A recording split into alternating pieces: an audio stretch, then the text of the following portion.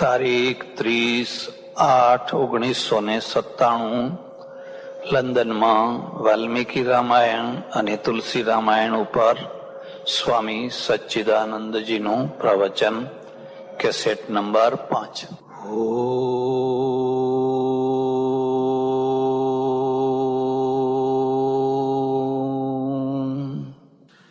નમઃ શાંતાય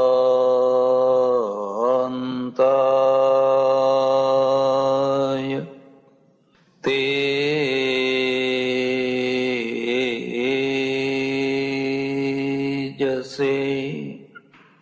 સજ્જનો અને બહેનો, મહર્ષિ વાલ્મીકી અને સંત શિરોમણી તુલસીદાસજી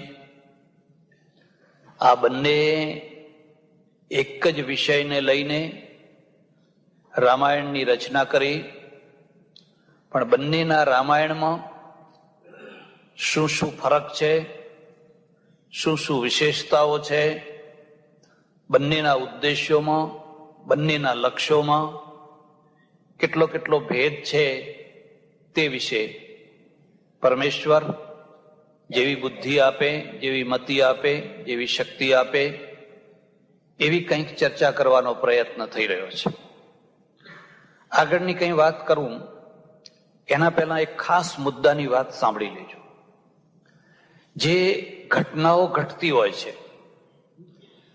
ખાસ કરીને હચમચાવી નાખનારી જે ઘટનાઓ ઘટતી હોય છે, એ ઘટનાઓની પાછળ 6 પ્રકારની ભૂખો કામ કરતી હોય છે.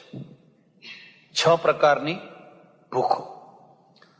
ભૂખ છે એક એવી વસ્તુ છે કે માણસને જંપીને બેસવા ના દે. એટલે આ 6 ભૂખો તમે યાદ રાખજો. પહેલી જે ભૂખ છે એ પેટની ભૂખ છે. તમારા પેટમાં ભૂખ લાગી છે, તમે ગમે એવા ડાયા હો, શાણા હો, સમજુ હો, જ્ઞાની હો, પણ એ ભૂખ તમને ઊંઘવા નહીં દે, જંપીને બેસવા નહીં દે, એટલે હદ સુધી કે તમે ન ખાવાનું પણ ખાઈ બેસશો ને ન કરવાનું પણ કરી બેસશો. મહાભારતની બહુ પ્રસિદ્ધ ઘટના તમને ખ્યાલ હશે.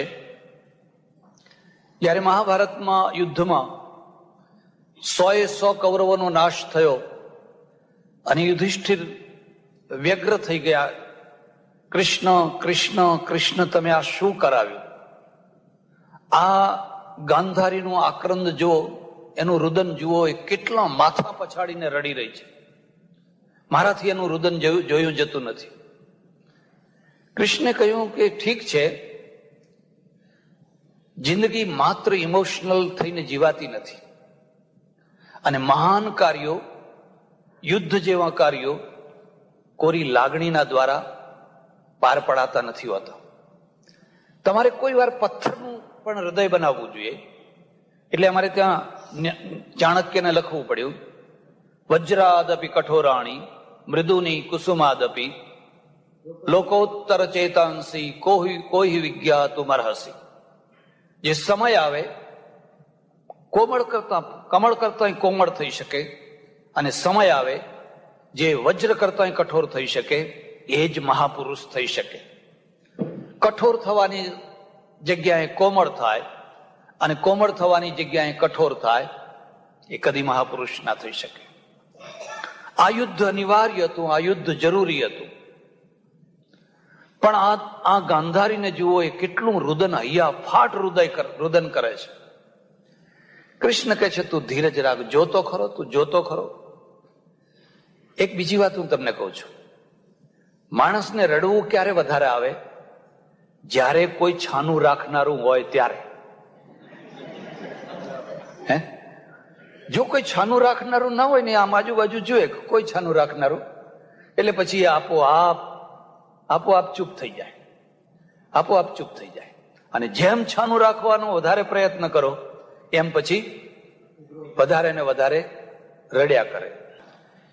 ખીલે બાંધેલો વાછડો છે ને, વધારે કૂદે. પછી એને છોડી મૂકો ને, થોડીક વાર કૂદીને આપોઆપ ડાયો થઈને બેસી જવાનો.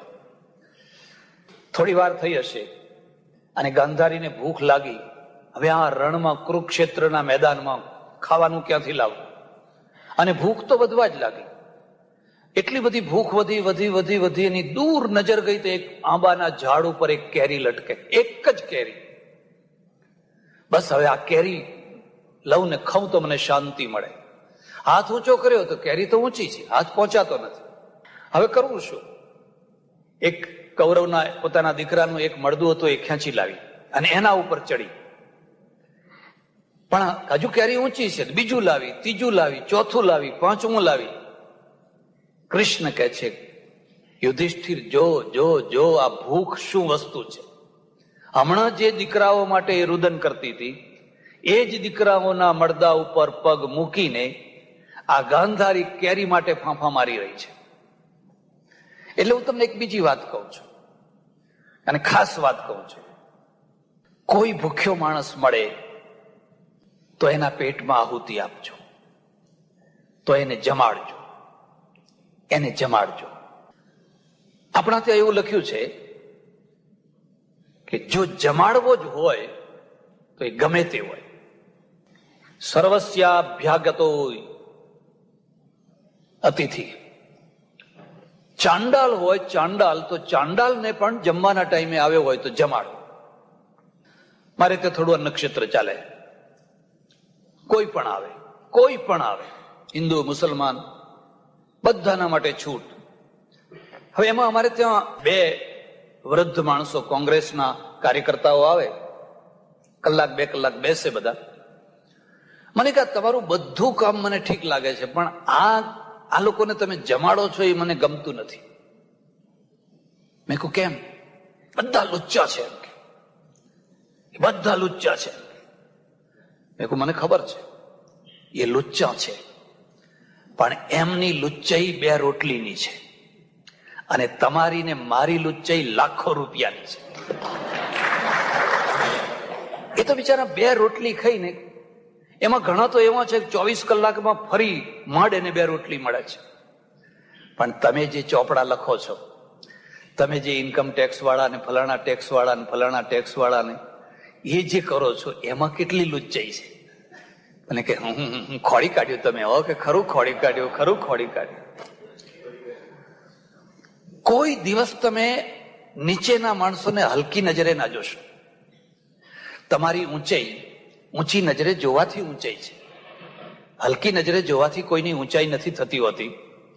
હવે એવા જ દિવસોમાં અમારે ત્યાં પેટલાદમાં એક ઘટના ઘટી. રાત્રે ચોરી થઈ, 5-6 દુકાનો તૂટી, 5-6 દુકાનો તૂટી.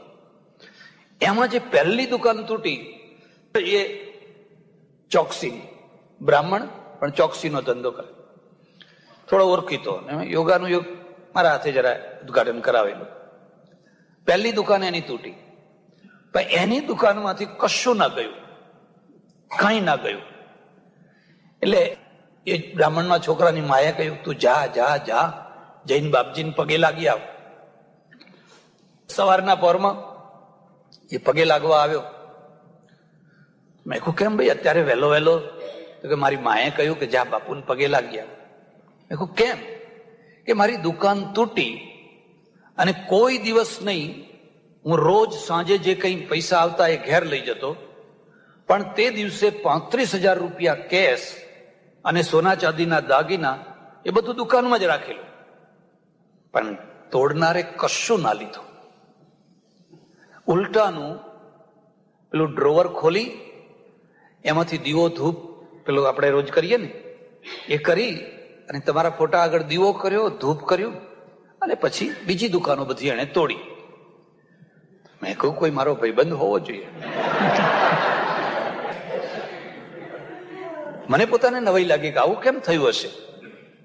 પછી તો પોલીસ આવી, પેલા કૂતરા લાવી, આ કર્યું તે કર્યું. 15 દિવસની આસપાસમાં ચોરને પકડ્યો. અને ચોરને પકડ્યો એટલે ડીએસપી કે છે કે મને પોતાને આશ્ચર્ય છે કે તે કાપડની દુકાનમાંથી કાપડ લીધું, ફલાણીની દુકાનમાંથી આ લીધું, આ દુકાનમાં તો 35,000 કેશ હતા, સોના ચાંદીના દાગીના હતા, તો કેમ ના લીધું તે? કે કહું કે આ જે સ્વામીજી છે ને એમના અન્ન ક્ષેત્રમાં ઘણી વાર હું જમવા જઉં છું. જ્યારે મને કઈ જગ્યાએ કશું ના હોય ને મારી પાસે પૈસો ના હોય ને ભૂખ્યો હોઉં ને કશું ના હોય, ત્યારે હું ચૂપચાપ જઈને અન્ન ક્ષેત્રમાં બેસી જાઉં છું અને જમું છું. એટલે મેં એમનો ફોટો જોયો ને મારા મનમાં એમ થયું, અરે રે, જે માણસ મને વિપત્તિમાં જમાડે છે અને જાકારો નથી આપતો, એ માણસના ફોટાની મર્યાદા મારે રાખવી જોઈએ. અને એટલા માટે મેં દીવો કર્યો, ધૂપ કર્યો અને મર્યાદા રાખવા માટે મેં ચોરી કર્યા વિના હું નીકળી ગયો. અને મને પોતાને એવું થયું કે ઓહો હો હો હો, આ ચોરના જેટલી મર્યાદા જો દિલ્હી વાળા ને ગાંધીનગર વાળા રાખતા થાય તોય દેશનો બેડો પાર થઈ જાય. હવે આ દિલ્હી વાળા ને ગાંધીનગર વાળા તો આટલી મર્યાદા નથી રાખતા. ભૂખની કદી મશ્કરી ના કરશો, ભૂખની કદી મશ્કરી ના કરશો. તમે ભૂખ જોઈ નથી, તમે ભૂખ્યા રહ્યા નથી, તમે દુષ્કાળ જોયો નથી, અને એટલા માટે તમે ભૂખ્યા માણસોની કદર નથી કરી શકતા, કિંમત નથી કરી શકતા. પણ પહેલી જે ઘટનાઓ ઘટતી હોય છે, પ્રવૃત્તિઓ થતી હોય છે, એ પેટની ભૂખના કારણે. પેટમાં ભૂખ લાગે, દાવા નળ સળગે. હમણાં મારી પાસે એક પુસ્તક આવ્યું છે સોજિત્રાના ભાઈ કાકાનું, ભાઈલાલભાઈ દયાભાઈ પટેલ, જેમણે વિદ્યાનગરનું. હા, અરે તમે પુસ્તક વાંચો, તમારા રોમ ઉભા થઈ જાય. એમણે દુષ્કાળનું વર્ણન કર્યું છે, પોતાના અનુભવોનું. અને વર્ણનમાં એમણે લખ્યું છે કે અમારા સોજિત્રામાં જયારે આ દુષ્કાળ પડેલો, 56યો દુષ્કાળ ને બીજો દુષ્કાળ, એટલા બધા મળદા માણસનું માંસ વેચાતું હતું, મુર્દાલ માણસનું માંસ વેચાતું હતું. અને સારા ઘરનો જે એઠવાડ પાણી એ એઠવાડનું પાણી, વાટકી વાટકી પાણી પીવા માટે હાડપિંજરોની લાઈન લાગતી હતી. આપણે એ પરિસ્થિતિથી પાર થઈ ગયા. આટલા વર્ષો આપણા નક્કામાં નથી ગયા. 56 કરતા ભયંકર દુકાળો આવ્યા, પણ કોઈ હાડકંકાળ થઈને મર્યું નહીં. કારણ કે આટલા વર્ષો સુધી જે આપણે જે ભૌતિક પ્રગતિ કરી, એ ભૌતિક પ્રગતિના કારણે હવે આપણે અમેરિકાનું અનાજ નથી ખાવું પડતું. તમે ભૂખ ઉપર વિજય મેળવ્યો, પેટ ઉપર વિજય મેળવ્યો, કારણ કે તમે સાચા માર્ગે ચાલ્યા. અને સાચો માર્ગ શું છે? અમારે ઉપનિષદમાં લખ્યું છે, અન્નમ બહુ કુર્વે તદ્વ્રતમ.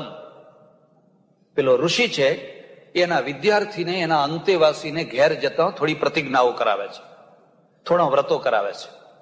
હું તમને ભલામણ કરું છું, તમે આ વ્રતો વાંચજો, તમે આ વ્રતો વાંચજો. એ પહેલું વ્રત આપે છે, અન્નમ ન નિંદ્યા તદ્વ્રતમ. અન્નની કદી નિંદા ના કરીશ. અન્નમ ન પરિચક્ષિત તદ્વ્રતમ. અન્નનો એઠવાડ કદી ના મૂકીશ. અન્નનો એઠવાડ કદી ના મૂકીશ. થાળી ધોઈને પી જજે. થાળી ધોઈને ના પીવાય તો કઈ નહીં, પણ એમ નહીં કે તમે ઢગલાબંધ પીરસાવો ને પછી ઢગલાબંધ એઠું મૂકો. એઠું મૂકો ત્યાં સુધી તો તોય ઠીક છે, પણ એ કોઈના એઠવાડને ખાવા માટે ભગત ને ભક્તાણીઓ પછી ગીધની માફક તૂટી પડે એઠવાડ ખાવા માટે. કેમ? મોક્ષ મળે, મોક્ષ મળે. કયા શાસ્ત્રોમાંથી આ બધું આવ્યું? કોણે આ શીખવાડ્યું? ક્યાં ગયા તમારા ઋષિઓ? આ કોણ આવ્યું વચ્ચે? કોણે આ અનર્થો ઉભા કર્યા? પેલો ઋષિ તો કહે છે, ઉચ્છિષ્ટમ ન કસ્યચિદ દદ્યાત. કોઈને એઠું આપો નહીં અને કોઈનો એઠવાડ ખાઓ નહીં. આ આપણો ઋષિ માર્ગ છે. પછી તો લોકોએ જોયું કે બસ એઠવાડ જ ખવડાવો, એઠવાડ જ ખવડાવો. અને આ બહેનો એટલી લાગણીશીલ, એટલી બધી લાગણીશીલ કે તમારે એમને બસ માત્ર ઈશારત કરવી પડે ને પછી તો ઝૂંટમ ઝૂંટ કરે. પેલો ઋષિ કે છે, અન્નમ બહુ કુર્વીત તદ્વ્રતમ. તું ઘેર જા અને અનાજના ઢગલા કરજે, અનાજના ઢગલા કરજે. હું તને વ્રત આપું છું. કેમ? અન્નવાન અન્નાદો ભવતી મહાન ભવતી પ્રજયા પશુભીર બ્રહ્મ વર્ચસેના. જેના ઘરમાં અનાજના ઢગલા હશે, અન્નવાન અન્નાદો ભવતી મહાન ભવતી, મહાન થશે. કેવી રીતે મહાન થશે? પ્રજયા, એની પ્રજા મહાન થશે. તમારા ઘરમાં સારા સારા માણસો જમવા આવે છે, એની અસર તમારા બાળકો ઉપર પડશે. તમારા બાળકોને એમાંથી પ્રેરણા મળશે. તમે બાળકોના દ્વારા કોઈને અપાવો, લે બેટા જા આ ટુકડો આપી આવ ગરીબ માણસને, લે આટલી વાટકી પેલા ગરીબ માણસને આપી આવ. તમને ખબર નથી તમારા બાળકનું ઘડતર થાય છે. લેતા શીખવાડવાની કોઈ જરૂર નથી, આખી દુનિયાને લેતા આવડે છે. આપતા શીખવાડવાની જરૂર છે, આપતા શીખવાડવાની જરૂર છે. પ્રજયા એટલે પ્રજાના દ્વારા મહાન થશે. પશુભીર એટલે જે કઈ સાધનો છે એના દ્વારા. બ્રહ્મ વર્ચસે ન એટલે જ્ઞાનના દ્વારા, નોલેજના દ્વારા. વધારે ચર્ચા નહીં કરો. ઉત્તર ગુજરાતમાં, આખા ગુજરાતમાં પેટના માટે બહુ મોટી લૂંટફાટ થતી. કાઠિયાવાડના બારવટિયાઓ, ડાકુઓ, હવે બધું બંધ થઈ ગયું. હવે બધું બંધ. કોઈની જાન ના જઈ શકે.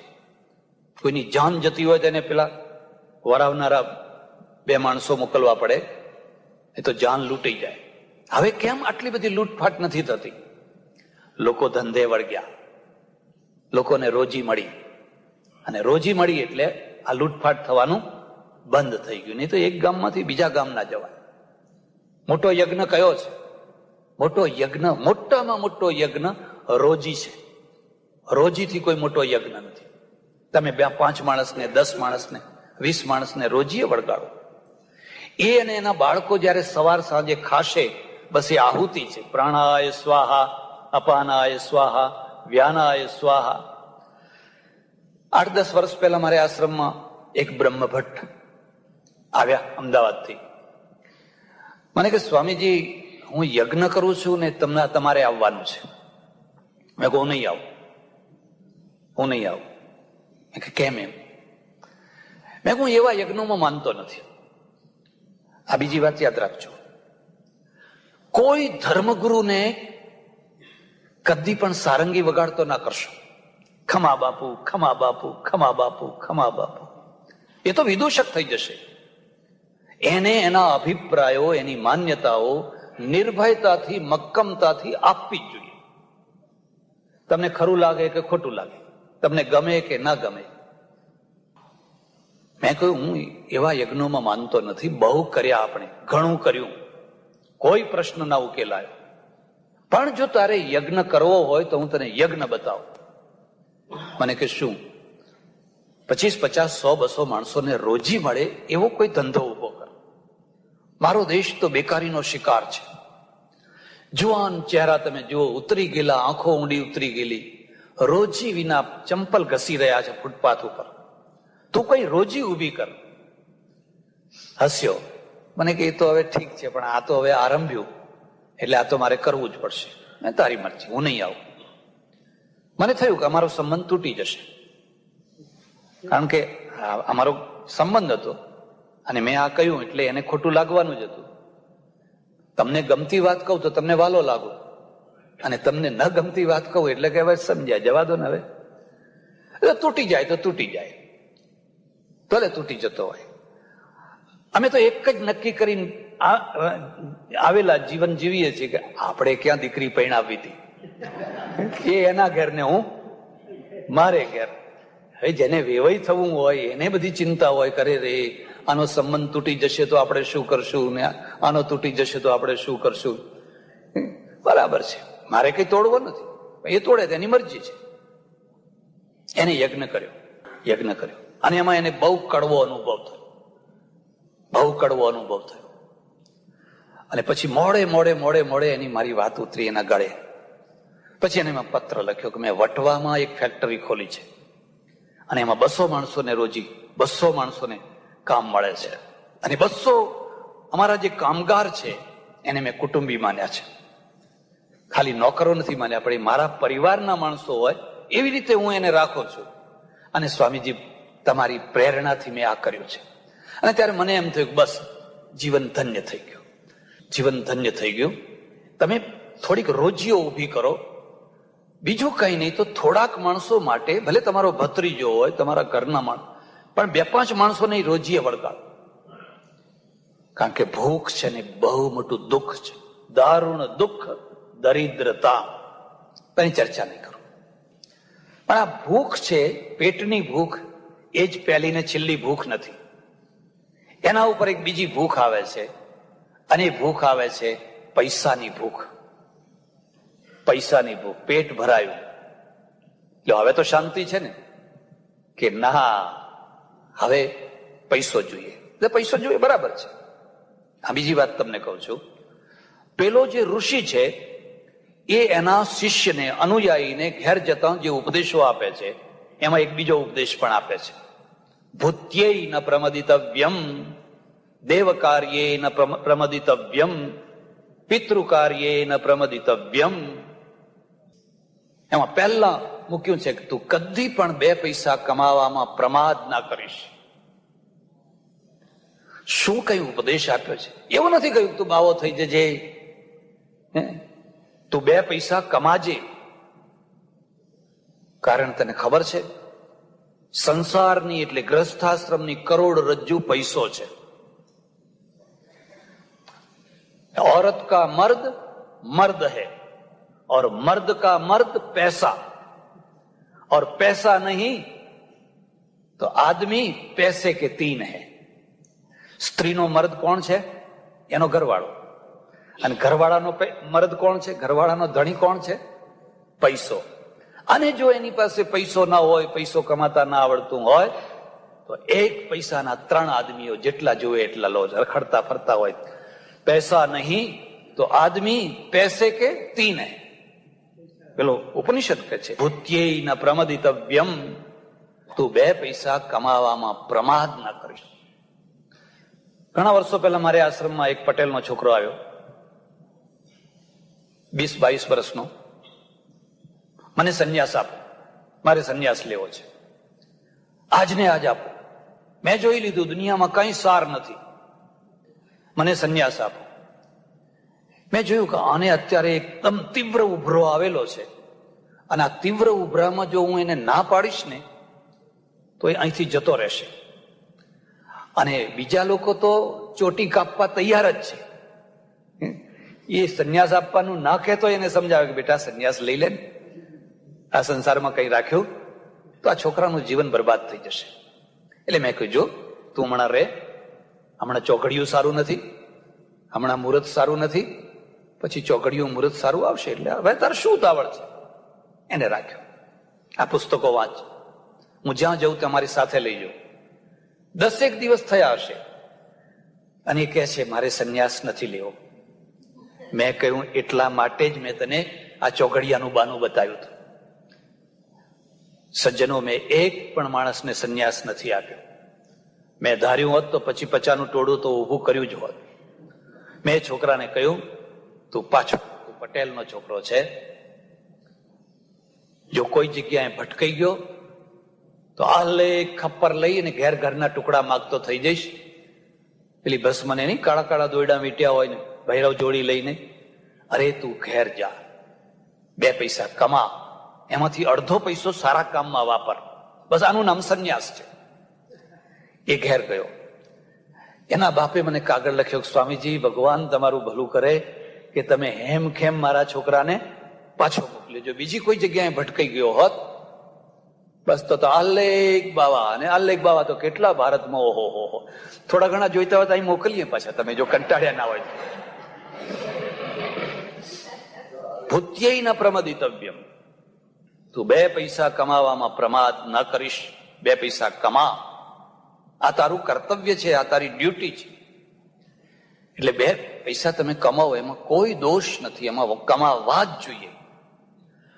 પણ એની જો લિમિટ ના રાખી શકાય અને ભૂખ કદી તૃપ્ત ના થાય તો એમ સમજવાનું કે પૈસો તમારી કબર થઈ જશે. માટી કબર નહીં થાય, પૈસો તમારી કબર થઈ જશે.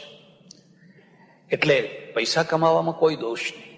તમને કદાચ ખ્યાલ હોય કે ના હોય, જૈન ધર્મની અંદર કેટલાક વ્રતો છે, બહુ સારા વ્રતો છે. હું એને મારી ભાષામાં કહું છું, એને લિમિટ વ્રત કહે છે. લિમિટ વ્રત. તમે નક્કી કરો, તમારે જેટલા કરવા હોય એટલું નક્કી કરો કે મારે આટલા કરોડ કમાવા છે, અબજ કહો છો. પણ પછી એટલે લિમિટ આવી જાય એટલે પછી બંધ. પછી જુઓ તમે નિવૃત્તિનો આનંદ. અમારે ચરોતરના એક ગામમાં એક શેઠ, કરોડાધિપતિ, એ જમાનાના કરોડાધિપતિ શેઠ, અને એને વ્યાપાર બગડ્યો, એવો બગડ્યો. પાનવાળાનું દેવાળું ફૂંકાય તો પાનવાળાનું કેટલું દેવાળું જાય? 1000, 2000, 3000. અને આ ટાટા બિરલાનું દેવાળું જાય તો કઈ 1000, 2000 નું જતું હશે. એ મોટા માણસની બધી ભાર પણ મોટો હોય. અને એ જમાનો એક એવો ઇજ્જત આબરૂનો જમાનો. આને થયું કે હું હવે મોઢું શું બતાવીશ, આ માગનારાઓ છે એને હું ક્યાં સુધી બહાના કરીશ, આના કરતા મરી જવું સારું છે. સંભાવિત ચાકીર્તિર મરણાદ અતિરિચ્યતે. જો તમે સંભાવિત થયા, સંભાવિત ન થાવ તો કશો વાંધો નહીં, પણ જો તમે સંભાવિત થયા અને અપકીર્તિ આવી તો મરણથી વધારે પોણી લાગશે. રાત્રે 9:30 વાગે ટ્રેન આવે અને આ માણસને એક જ ઈચ્છા, આ ટ્રેનમાં કપાઈ જાય, મારી આબરૂના ધજાગરા ઉડે, એના પહેલા મારા શરીરના ધજાગરા ઉડાડી દો, એટલે પછી મારે કઈ જોવું, જાણવું, સાંભળવું ના પડે.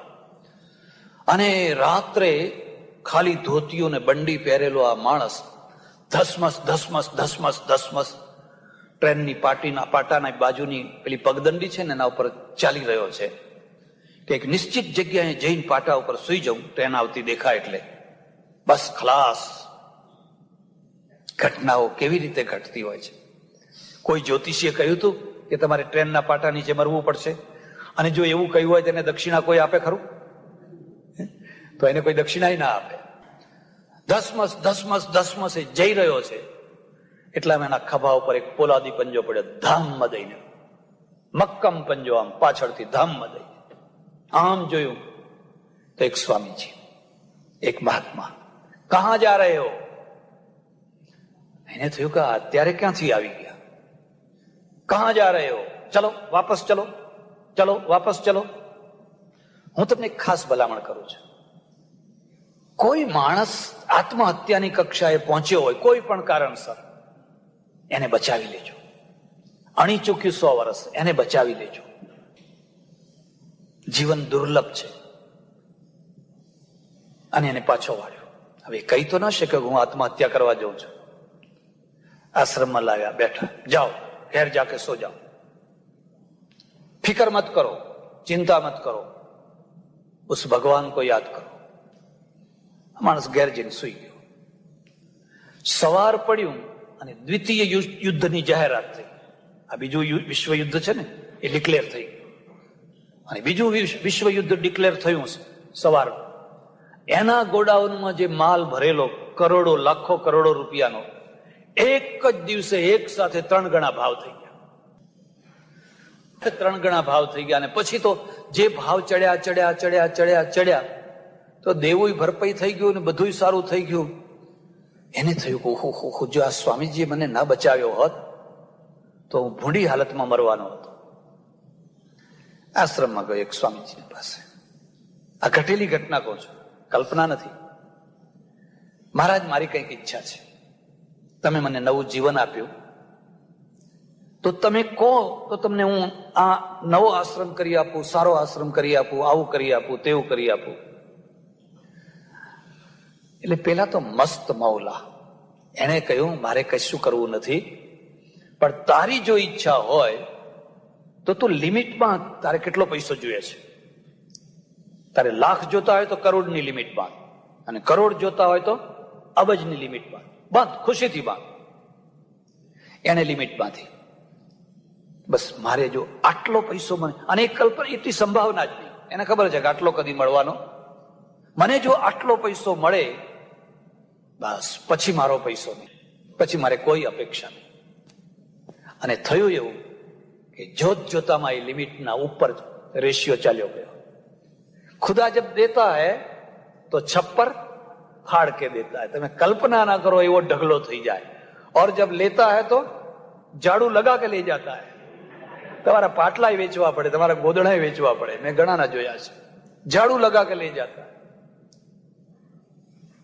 ફરી સ્વામીજી પાછા, મહારાજ મેં તો કલ્પના નહીં કરેલી, અને મેં લિમિટ બાંધેલી એ તો પૂરી થઈ ગઈ, હવે શું કરું?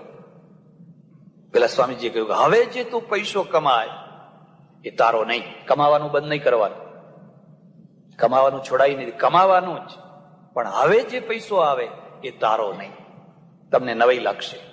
એમાંથી 11 ટ્રસ્ટો ઉભા થયા. આ વધારાના પૈસામાંથી 11 ટ્રસ્ટો ઉભા થયા.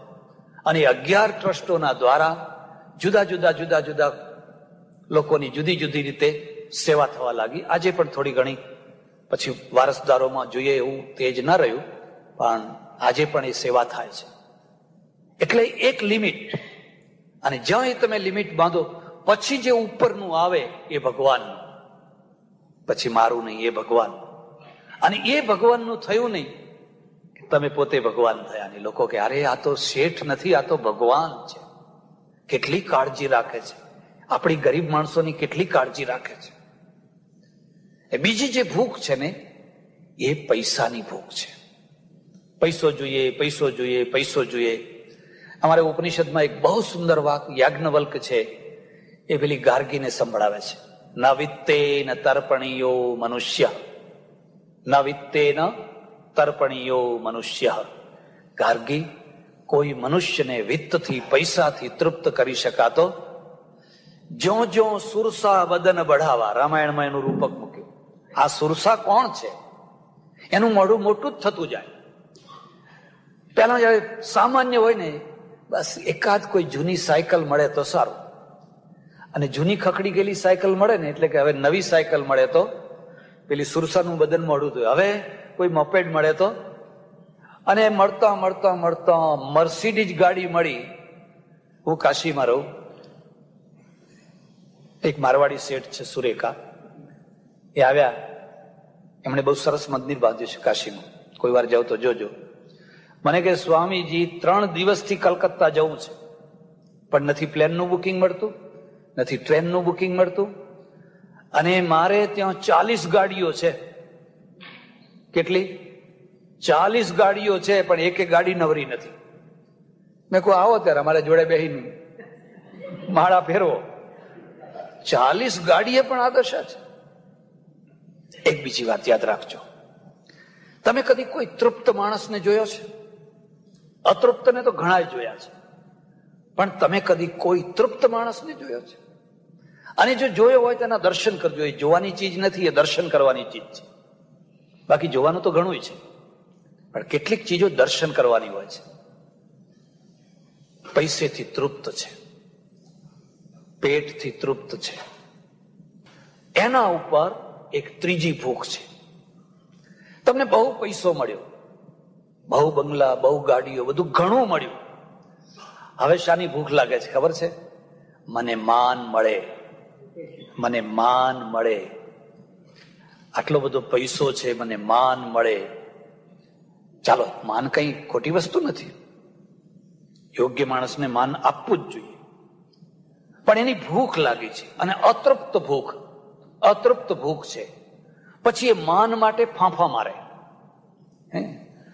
આપોઆપ મળતું હોય, સહજ રીતે મળતું હોય તો ઠીક છે હજુ, પણ પછી એ પોતે માન માટે ફાંફા મારે. મારા ઓળખીતા એક શાસ્ત્રી રિટાયર્ડ થયા, 40 સભાઓ કરી, 40 સભાઓમાં બહુમાન. મને કે તમારા હાથે મને એક શાલ ઓઢાડવાની છે. તો મેં કહ્યું કેમ? આટલા બધા તો માન થયા તમારા. પણ કે ખરું, પણ તમે આવો તો જરા સારું લાગે. મેં કહું શાલ બાલ ક્યાંથી લાવું? તો કે શાલ તો મારા પાસે છે જ. પછી ખબર પડી કે જેટલી સભાઓ થઈ એ બધી એમના ખર્ચે થઈ, પોતાના ખર્ચે થઈ. માળાઓ પોતાના ખર્ચે, શાલ પોતાના ખર્ચે, બધું પોતાના ખર્ચે. એને રહીને પેલા વિડીયો સામે જો ફોટો પાડે છે કે નહીં પાછો? આ ફંક્શનોમાં તમે જઈને જોજો, ઘણી વાર પેલો માળા પહેરાઈને ચાલ્યો થાય ને એટલે વળી પાછો બોલે ઉભા રહો ફોટો પાડવાનો. અરે ભાઈ, તમે પાડવો હોય તો પાડી લો, ફરી પાછું નાટક થોડું કરવાનું છે. માનની ભૂખ છે, અને જેને માનની ભૂખ તીવ્ર વળગી હોય, કદી ઈર્ષ્યા મુક્ત ના હોય, બીજાના માનને પચાવી નહીં શકે, સહન નહીં કરી શકે. તમે જોયું નહીં? ભરી સભામાં શિશુપાળે કૃષ્ણને 99 ગાળો દીધી. કારણ એક જ હતું કે પહેલી પૂજા કોની થાય? યુધિષ્ઠિર કે મારે તો કૃષ્ણની પૂજા કરવી. કોણ કૃષ્ણ? કોણ છે? કોણ છે કૃષ્ણ? મારી પહેલા પૂજા થવી જોઈએ. કેમ? હવે પેલાને માન ભૂખ નથી. કૃષ્ણને કહે છે તું તારે કરને ભાઈ, એની પૂજા કર. તમે અગર સોનું છો ને તો તમે જ્યાં બેઠા હશો, જેવા બેઠા હશો, પાછળ ચાલતા હશો, આગળ ચાલતા, જ્યાં હશો, તમારું વ્યક્તિત્વ દીપવાનું જ છે. અને પછી જે એની ઈર્ષ્યાનો પારો ઊંચે ચડ્યો ક્રોધમાં, એક પછી એક સભા વચ્ચે 99 ગાળો દીધી. હું તમને એક ખાસ વાત કહું છું. તમારે જો સહન શક્તિ શીખવી હોય તો કૃષ્ણની પાસેથી શીખજો. હવે તમે પતિ પત્ની થયા છો અને પતિએ એકાદ ગાળ દીધી કે પત્નીએ એકાદ ગાળ દીધી ને બીજા દિવસે છૂટાછેડા લેવા પહોંચી ગયા. શું કપાળ તમને જીવન જીવતા આવડે છે? એક ગાળમાં આટલી હદે પહોંચી ગયા? લો હવે છૂટાછેડા લો. હવે એવો પતિ ખોડી કાઢો કે જે કદી ગાળ જ ના દે. હવે એવી પત્ની ખોડી કાઢો કે જે કદી ગાળ જ ના દે. આખી દુનિયામાં એવો કોઈ પતિ જન્મ્યો જ નથી. આ તો બિચારો એક જ દેતો હતો ને હવે જે નવો આવશે ને એ 10 દેનારો આવશે. લો ફરી છૂટાછેડા લો, ફરી છૂટાછેડા લો, ત્રીજી વાર લો, ચોથી વાર લો. 2 રમતો છે, એક વોલીબોલ છે અને એક ફૂટબોલ છે. ખ્યાલ આવ્યો? એક હાથમાંથી દડો બીજા હાથમાં જાય અને અહીંથી આમ ધક્કો મારે, પેલો આમ ધક્કો મારે, પેલો આમ ધક્કો મારે. એ તો તોય ઠીક છે, સારું તો નથી પણ તોય ઠીક છે. પણ તમે ફૂટબોલ થઈ જશો. એક લાત આમ મારશે ને બીજો લાત. તમે જોજો ઘણા લોકો ફૂટબોલ પાછલી જિંદગીમાં એ લોકોની લાતો ખાઈ ખાઈને જીવતા હોય. કૃષ્ણની પાસેથી શીખો. 99 ગાળો આપી ચૂપ ના, બિલકુલ ના બોલ્યા. તો આ તો તમારા ઘરનો માણસ છે, ઘરની બાઈ છે. એકાદ વાર કંઈક બોલી ગઈ કે બોલી ગયો, હવે એમાં કઈ મોટી વાત થઈ ગઈ? સહન કરી લો ને તો ફૂટબોલ થવું પડશે પછી. અત્યારે તો આ એકનું સહન કરો છો, પછી તો તમારે ખબર નહીં કેટલા લોકોની લાતો સહન કરવી પડશે. પૂર્વાશ્રમમાં હું એક જગ્યાએ રહેતો. હવે બધું એવું કે આ 5મા 6ઠા ઘરમાં યુપીના એક ભૈયાજી રહે. અને આ ભૈયાજી જરા છે ને દુબળા પાતળા, શરીર બિલકુલ દુબળું પાતળું. અને એમના પત્ની છે ને બસ કિંગ કોંગ જોઈ લો, હૃષ્ટ પુષ્ટ એવા, પછી બળવાન પાછા, એટલું ખાલી આમ ચરબી જ નહીં. આ ભૈયાજીને દારૂ પીવાની ટેવ. પેલી બાઈ બહુ ભલી બાઈ બિચારી, સાંજે 5 રૂપિયા આપે એટલે 5 રૂપિયામાં પી આવે. તો કોઈ વાર છે ને એ પેલા ભૈયાજીને ખૂણામાં નાખીને જે બોક્સિંગ કરે ને, એટલે એમની એક આવડી દીકરી દોડતી મારી પાસે આવે, મને કે ચાલો ચાલો ચાલો ચાલો, હમારે પિતાજી કો માતાજી માર રહી. એટલે હું ઉંમરમાં નાનો પણ જઉં, થોડી મર્યાદા રાખે. અને હું જોઉં તો એ પેલા ખૂણામાં આમ પડ્યા હોય, હાડકે, આ દારૂ એમને હાડકું બનાવી દીધેલું. અને પેલા રણચંડી છે ને, વાળ બાળ છૂટા થઈ ગયા હોય, મહાજોગ માયા, એમનું કપડું બપડું ઢાંકી દે. તો હું એમને કહું ક્યા બાત હૈ, આપ ક્यों ऐसा करते हैं? मार खानी पड़ती है तो अच्छी लगती है. ये પડ્યા પડ્યા શું કે ખબર છે મને કે देखो भाई, वो मारता है तो अभी घर का आदमी है ना, कोई बाहर का आदमी थोड़ा मारता है. वो मारता है तो अभी घर का आदमी है ने, वो अभी मारेगा और बाद में रोटी भी वही खिलाएगा. સહન શક્તિ જો શીખવી હોય તો તમે 99 ગાળો કદી સહન કરી છે? પણ સહન શક્તિની પણ એક મર્યાદા, એક લિમિટ આવી ગઈ. અને કૃષ્ણે વોર્નિંગ આપી દીધી, શિશુપાલ ચૂપ થા, બંધ થા. મારી સહન શક્તિને તો દુર્બળતા ના સમજ. મેં ઘણું સહન કર્યું, હવે બંધ થા. પણ વિનાશ કાલે, એના ઉપર કાળનું ચક્કર ફરતું હોય એ બંધ ના થયો. જ્યાં 100મી ગાળ દીધી નહીં એ પછી ચક્ર ચલાવ્યું. એટલે એક ભૂખ છે એ માન ભૂખ છે. અને માન ભૂખ છે. આ બીજી વાત પણ તમને કહું છું, દરેક ભૂખ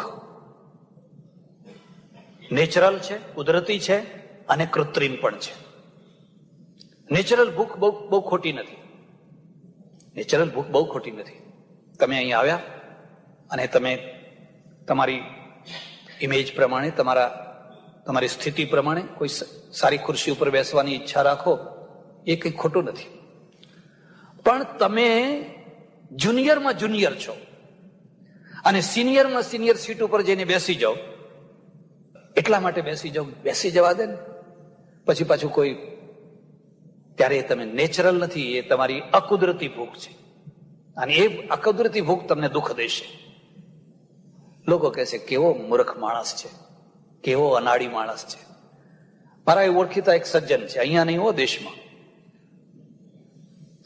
એમની એક ખાસ ખાસિયત છે, કોઈ પણ સભામાં તમે બોલાવો ના બોલાવો, હવે અહીં તો બધી આ ખુરશીઓ છે, સારું છે, ત્યાં તો પેલા સ્ટેજ હોય, એ આવી જ જાય એટલું નહીં, સ્ટેજ ઉપર ચડી જ જાય અને સ્ટેજ ઉપર ચડીને સારામાં સારી જગ્યાએ બેસી જાય. એટલે બીજા લોકો દાંતિયા કરે પણ કે હવે કોણ ઉઠાડે, રહેવા દો ને ભાઈ, બેસવા દો ને ભાઈ. કેમ આ માણસ કેમ આવું કરે છે? અકુદરતી ભૂખ છે, એની સ્થિતિ કરતા અકુદરતી ભૂખ છે. ખરેખર તો એ તિરસ્કારને પાત્ર થાય છે. એટલે એક માન ભૂખ છે. આ ત્રીજી છે એ માન ભૂખ છે અને એમાં પ્રવૃત્તિ થાય છે. એક ચોથી ભૂખ છે અને ચોથી ભૂખનું નામ છે સત્તા ભૂખ. સત્તા ભૂખ. તમારી પાસે પૈસો છે, બધું છે, પણ કોઈ નાની મોટી ખુરશી હોવી જોઈએ. એ સત્તા ભૂખના કારણે તો સિકંદર ઠેઠ ક્યાં મકદુનિયા અને ક્યાં ભારત સુધી પહોંચ્યો હતો. હિટલરે આખા યુરોપને ધમરોડી નાખ્યો. એક જ મારી સત્તા હોવી જોઈએ, મારી એક જ સત્તા હોવી જોઈએ. અને સત્તાની ભૂખ જાગી છે. ભારત સુધી એ પહોંચ્યો અને વિજય મેળવ્યો, એક પછી એક.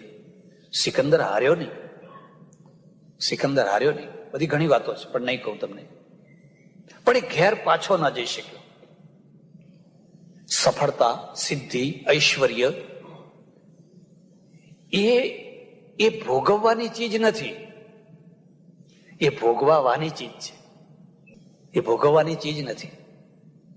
તમારી પાસે પૈસાના ઢગલા છે, જવા દો એ વાત. આ બહેનો છે, બહેનોને પૂછી જોજો, એ સારામાં સારી રસોઈ ક્યારે બનાવે? જયારે એકલા હોય ત્યારે ના. એકલા હોય ને ત્યારે તો સવારની પેલી ખીચડી હોય કે ભાખરી હોય કે રોટલી હોય કે અથાણું બથાણું મરચું લગાવીને ખાઈ લે. તો સારામાં સારી રસોઈ ક્યારે બનાવે? જ્યારે બહારથી કોઈ જમવા આવવાના હોય ત્યારે. અને ત્યારે એને એક જ હોય કે આપણો વટ રહી જવો જોઈએ, આપણા ઘરનો વટ રહી જવો જોઈએ. એવી સરસ રસોઈ બને કે લોકો બધા આંગળા ચાટીને, તો ભાઈ તું એકલી હોય ત્યારે બનાવીને ખા ને. એ ભોગવવાની વસ્તુ નથી, ભોગવવાની વસ્તુ છે. તમે ખૂબ પૈસો કમાયા હો, ખૂબ ઐશ્વર્ય કમાયા હો, પણ તમને સૌથી વધુમાં વધુ આનંદ ક્યારે આવે? જ્યારે તમારા દેશ જાઓ, તમારા ગામમાં જાઓ અને તમારા ગામમાં જઈ અને આમ બધે ફરો. પેલા બિચારા મેલા ઘેલા કપડાં પહેર્યા હોય ને તમે ચમ બધાને આમ લલચાયેલી નજરે જોતા હોય ત્યારે મજા આવે, ત્યારે આનંદ આવે. સિકંદર પાછો ઘેર ના જઈ શક્યો. અને ઘેર ના જઈ શક્યો, રસ્તામાં જ એનું મૃત્યુ થયું. જ્યારે રસ્તામાં એના મરવાનો ટાઈમ આવ્યો, મહાપુરુષ હતો, ખરેખર મહાપુરુષ હતો, એમાં કોઈ શંકા નહીં. તો એનો હકીમ હતો લુકમાન. આપણે જેમ ચરક સુશ્રુત છે એમ એના હકીમનું નામ હતું લુકમાન. એને લુકમાનને બોલાવ્યો, લુકમાન તું મને બચાવ, હું ઘર પહોંચું ત્યાં સુધી મને મારું વતન જોવું છે. આ જે અઢળક પૈસો મેં ભેગો કર્યો છે, એવું કહેવાય છે કે અફઘાનિસ્તાન ને ત્યાં બધી કબરો ખોદી નાખેલી, એમાંથી જે પૈસા લોકો દાટતા એ પૈસા મળદાની સાથે, અને દમડીમાં ઊંટ વેચેલો હતો, ઊંટ કોઈ લઈ ના શકે. તો લુકમાન કે જો હું બચાવી શકતો હોત તો મારા મા બાપને જ ના જ બચાવ્યા હોત. હું મારા મા બાપને પણ બચાવી શકતો, જેની તૂટે મૃત્યુને કોઈ રોકી શકતું નથી. અને સિકંદર, લુકમાન, મેં તારા ઉપર બહુ ભરોસો રાખેલો, મેં બહુ વિશ્વાસ રાખેલો કે જ્યાં સુધી લુકમાન છે ત્યાં સુધી હું મરવાનો. પેલો કહે છે, મહારાજ તમારી વાત જવા દો, હું મારા મૃત્યુને નથી રોકી શકતો. મૃત્યુ અનિવાર્ય છે. ચાલો હવે મરવું જ છે ને, તો મરતા મરતા લોકોને મેસેજ આપતો જો, મરતા મરતા કંઈક કહેતો જો. મહાપુરુષની છેલ્લી ઘડી પણ કોઈને કોઈ મેસેજથી સંકળાયેલી હોય. એને કહ્યું, હું જયારે મરું અને મારો જનાજો જયારે કાઢો, આ બધું ઐશ્વર્ય મારા પાછળ ચલાવજો. રથોના રથો બધા, સોનું, ચાંદી, હીરા, માણેક, મોતી, જવાહરાત, બરાબર બધું લંગર બધી ચલાવજો. અને આખા કફનમાં મારા હાથ બે આમ ખુલ્લા બહાર રાખજો. આખો મોટો જનાજો નીકળ્યો. લોકો કે આટલો બધો પૈસો. મુલ્કે ઓર માલી થે, सिकंदर जब चला दुनिया से दोनों हाथ खाली थे, मुहैया गरचे सब सामान मुल्के और माली थी. अरे आना પાસે શું નતું? સિકંદર જબ ચલા દુનિયા સે દોનો હાથ ખાલી. અમે જે આ લોકોને વૈરાગ્ય ચડાવીએ ને એટલા માટે કે કંઈ કરતા કોઈ લિમિટમાં અટકે છે, મોટા અનર્થો કરતા અટકે છે, કંઈ કરતા આ તૃષ્ણામાંથી એ તૃપ્તિનો આનંદ લઈ શકે છે. અને ભગવાન આવીને કહે ને, બોલ હવે તારે કઈ જોયે છે? તો કે ના પ્રભુ, બહુ આપ્યું, મારાથી ઊંચકી નથી શકાતું, મારાથી ઊંચકી નથી શકાતું એટલું તે આપ્યું છે. નરસિંહ મહેતાને ભગવાન મળ્યા, ઘણી વાર મળ્યા. અને ભગવાન મળ્યા એટલે કહ્યું, નરસિંહ માગ, કંઈક માગ, હું તને આપવા આવ્યો છું. એટલે નરસિંહે કહ્યું કે તમારી ઈચ્છા જ હોય તો તમે મને એવું આપો કે કદી કોઈની પાસે કંઈ માગવાનું મન જ ના થાય. મારી પાસે નહીં, ના કોઈની પાસે ના, પણ આજ તો તારે કંઈક ને કંઈક માગવું જ પડશે. ભગવાન હઠે ભરાયા છે અને નરસિંહ હઠે ભરાયો છે. એવું મને આપો કે કોઈની પાસે કોઈ ચીજ માગવાની ઈચ્છા ના થાય, પણ આજ તો તારે માગવું જ પડશે. તો નરસિંહ કહે છે, ખબર છે? નરસિંહ કહે છે, જો આપવું જ હોય ને તો આપો ભગવાન, મારું નખોદ જાય, મારું નખોદ જાય. હર હર હર, આવું તો કોઈએ માગ્યું જ નથી. આ તો તું એકલો જ માગનારો નીકળ્યો. નખોદ ગયું, નરસિંહનું નખોદ ગયું. આજે 400 વર્ષ પછી પણ એના ગીતો મરતા નથી, એના ભજનો મરતા નથી, એના પ્રભાતિયા મરતા નથી. સંસારની સૌથી મોટામાં મોટી વિભૂતિ મહાત્મા ગાંધી, વૈષ્ણવ જન તો તેને રે કહીએ જે પીડ પરાઈ. કોણ ભલામણ કરવા ગયું તું મારું ગીતા ગવડાવજો? કેમ? એટલે અમારે એક સંત માર્ગ છે અને સંત માર્ગમાં કબીર છે. કબીર સંત માર્ગના મૂર્ધન્ય છે. એને લખ્યું છે, કબીરા ખડા બજાર મેં લીએ લકુટી હાથ, જો જાલે ઘર આપના સો ચલે હમારે સાથ. લાકડી લઈને ઉભા છે, ચાલો મારી સાથે જેને યાત્રા કરવી હોય આવો, પણ શરત એટલી છે કે ઘર બાળીને આવો. જો જાલે ઘર આપના સો ચલે હમારે સાથ. બધા બિસ્તરા બાંધી બાંધીને આવેલા ને બધા પાછા જતા રહ્યા. બધા પાછા જતા રહ્યા. એક ગામમાં હું રહું અને એક ગામમાં એક જ શેઠ. આમ તો ઘણા શેઠો હોય, પણ એક ગામમાં એક જ શેઠ.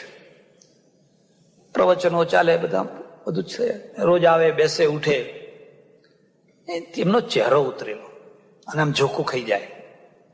મેં કહ્યું, તમારો ચહેરો ઉતરેલો છે ને તમે ઝોકું ખાવ છો? મને કે સ્વામીજી શું વાત કરું, રાત્રે આ નોકરોએ મને ઊંઘવા નથી દીધો. ને કેમ? એમ કે આ ગામમાં મારા 56 મકાન છે. ઓહો, મેં કહું બહુ મોટો પરિવાર હશે. ના કે પરિવાર નહીં, પણ આ ખેડૂતોને 5,000 10,000 રૂપિયાની જરૂર હોય એટલે મકાન ગીરો મૂકે, હું એને પૈસા આપું અને એ મારે ત્યાં મકાન ગીરો મૂકે. પછી છોડાવી ન શકે તો એમ કરતા કરતા મારે 56 મકાન થયા છે. અને અત્યારે ચોમાસું ચાલે છે એટલે પેલા નોકરો હોય, પેલા મકાનમાં ચૂવો થાય છે, પેલા મકાનમાં પાણી પડે છે, આ મકાનમાં આમ થાય છે, આ મકાનમાં આમ થાય છે. આ 56 મકાનોને રિપેર કરવામાં, એની કાળજી રાખવામાં લોકો મારું લોહી પી જાય છે. તો મેં કોઈ એનો ઉપાય તો હું બતાવું તમને. મને કે હા બતાવો. ત્યારે તો બહુ સારું. મેં કોઈ એક કામ કરો, એ 56 ખેડૂતોને બોલાવીને એના દસ્તાવેજ ફાડી નાખીને એ જેનું મકાન હોય એને પાછું, મને શું કઈ ખબર છે, મને કે પોતે તો બાવા થયા ને મને બાવા કરવા માંગે છે. મેં કોઈ બાવા નહીં બનાવો. તમને ખબર નથી, અત્યારે તમારી પાછળ, મોઢા આગળ તમને શેઠ કહે છે અને પાછળ તો લોકો શૈતાન કહે છે. પાછળ તો કહે છે આ મક્ખી ચૂસ છે ને એ શૈતાન છે, મોઢા આગળ બધા શેઠ કહે છે. અને જે દિવસે તમે આ 56 મકાનો હવના પાછા આપી દેશો ને, તે દિવસે લોકો કહેશે હા હા શેઠ તો ભગવાન છે, આ શેઠ તો ભગવાન જેવા છે, તો હું તો તમને ભગવાન બનાવવા આવ્યો છું. મને કે ના ના હો, એ ના થાય. જો જાલે ઘર આપના સો ચલે હમારે સાથ. એકાદ કોઈ રડ્યો ખડ્યો માણસ સાથે થઈ ગયો, એનું નામ પડ્યું ધર્મદાસ. નામ સાંભળ્યું છે? ધર્મદાસ અમર થઈ ગયો કબીરની સાથે. અને કબીરે લખ્યું, ઘર જાલે ઘર ઉબરે, ઘર રાખે ઘર જાય. જેમણે ઘર બાળ્યા, અચ્છા વચ્ચે કહી દઉં છું, જૈન જતા અહીં ઘેર જઈને પાછા આ ઉંબાડિયું ના ચાપતા. જોકે મને ખાતરી છે કે આવું કોઈ કરવાનું, આ બાળવાનો જુદો અર્થ છે, બાળવાનો પેલો ખરેખર પેલો અર્થ નથી.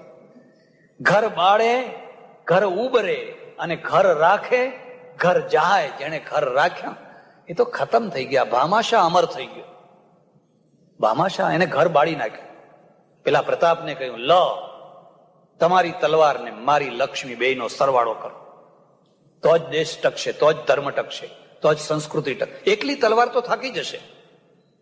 એકલી તલવાર કેટલું લડવાની હતી? એને લક્ષ્મીની ઓથ જોઈએ. તમારી પાસે તલવાર છે, મારી પાસે લક્ષ્મી છે. મને તલવાર પકડતા નથી આવડતી, પણ મને પૈસો કમાતા આવડે છે.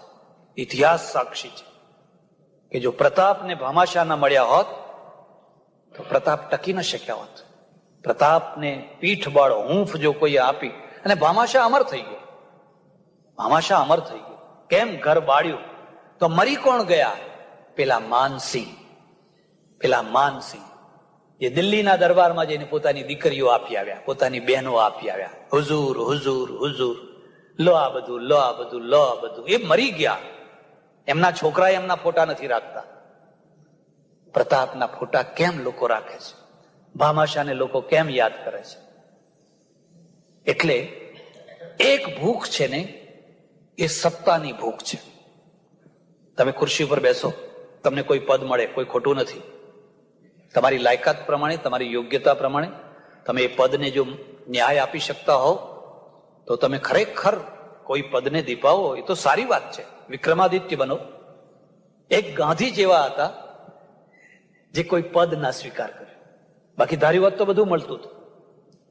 તમે કોઈ વાર વિચાર કરજો કે આ માણસની પાસે સત્તા ભૂખ હતી, માન ભૂખ હતી, ધનની ભૂખ હતી. એક માન ભૂખ છે. પાંચમી જે ભૂખ છે ને, એનું નામ છે વાસના ભૂખ. બહુ મોટી ઘટનાઓ એમાંથી થાય. વાસના ભૂખ, એની ચર્ચા પછી કરીશ.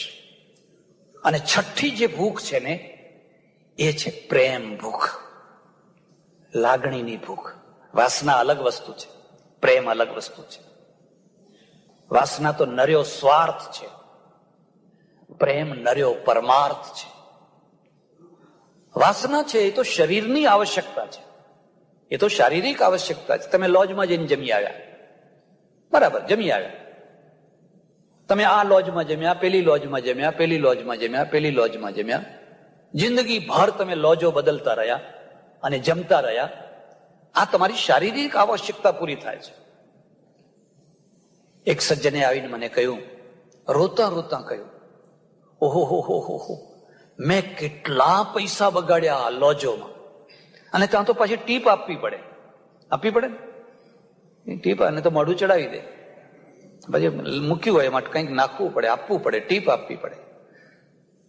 અરે ત્યાં એક સજ્જન આવ્યા, મને કે પેલી વિશાલા છે ને અમદાવાદમાં, તો ત્યાં અમે 4-5 જણા ખીચડી કઢી રોટલો એવું ખાઈ આવ્યા કે મહારાજ 85 રૂપિયા એક માણસનું બિલ થયું.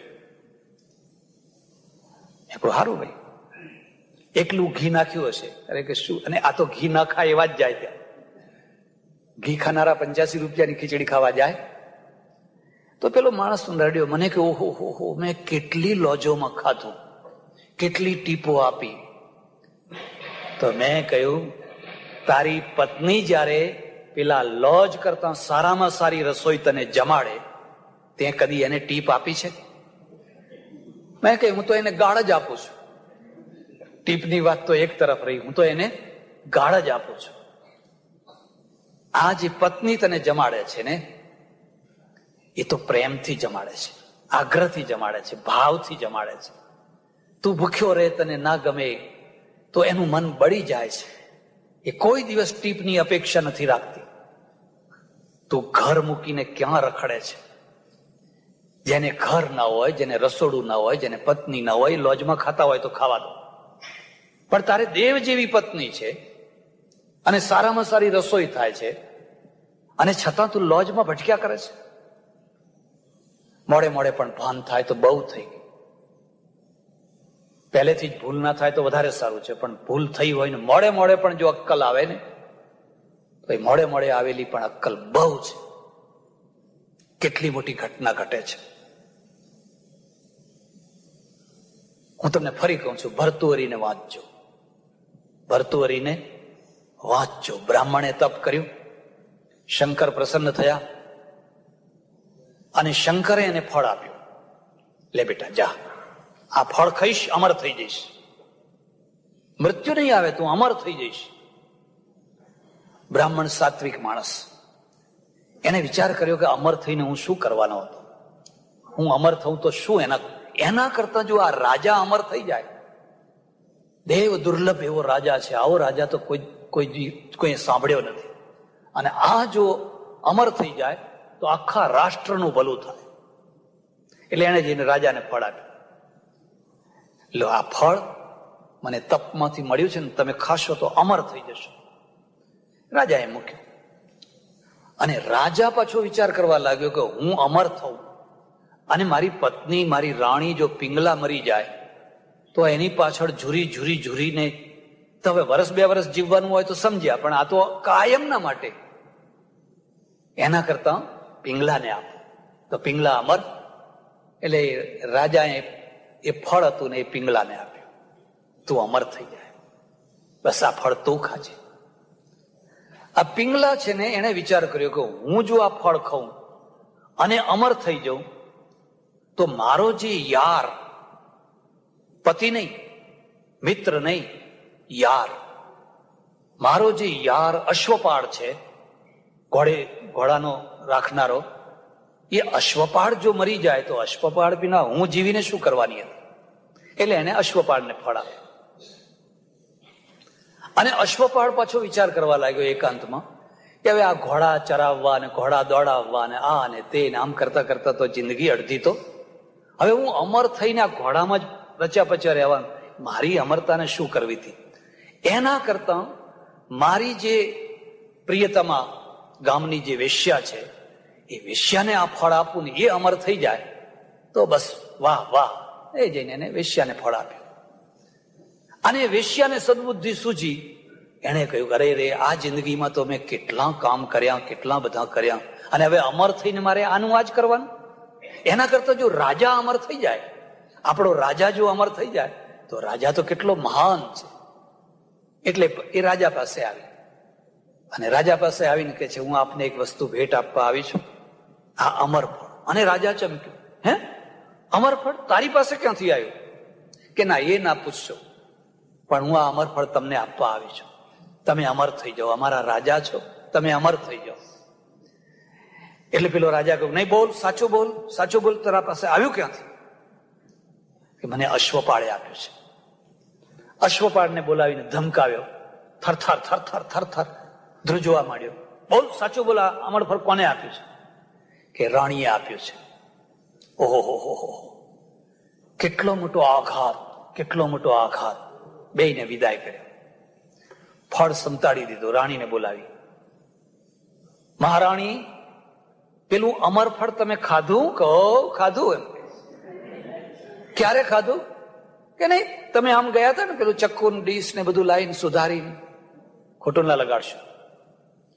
એટલે પેલા નીતિકારને લખવું પડ્યું, ત્રિયા ચરિત્રમ પુરુષસ્ય ભાગ્યમ દેવો ન જાનાતિ કુતો મનુષ્ય.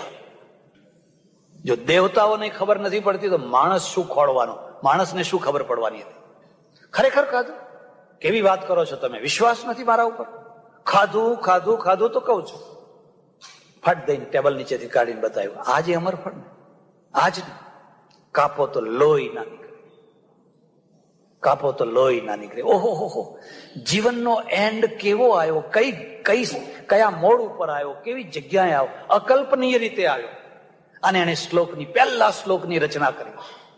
પહેલા શ્લોકની રચના, યામ ચિંતયામિ સતતમ મયી સા વિરક્તા સાપ્યન્ય મિચ્છતિ જનમ જનોન્ય સક્ત અસ્મત કૃતે ચ પરિતુષ્યતિ કાચી ધન્યા ધિક્તામ ચ તમ ચ મદનં ચ ઈમાન ચ માંચ. હું તમને ભલામણ કરું છું, તમે ભર્તુરીને વાંચજો.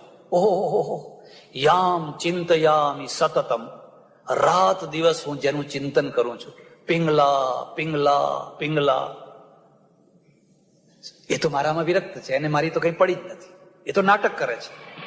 સતતમ મયી સા વિરક્તા, તો એ શું કરે છે? સાપ્યન્ય મિચ્છતિ જનો, એ વળી બીજા માણસની રાત દિવસ વિચાર, અશ્વપાળ અશ્વપાળ અશ્વપાળ અશ્વપાળ. અને એ જે અશ્વપાળ છે, કેટલો મોટો ભાગ્યશાળી કે એને મહારાણી એના ઉપર પ્રસન્ન થઈ છે.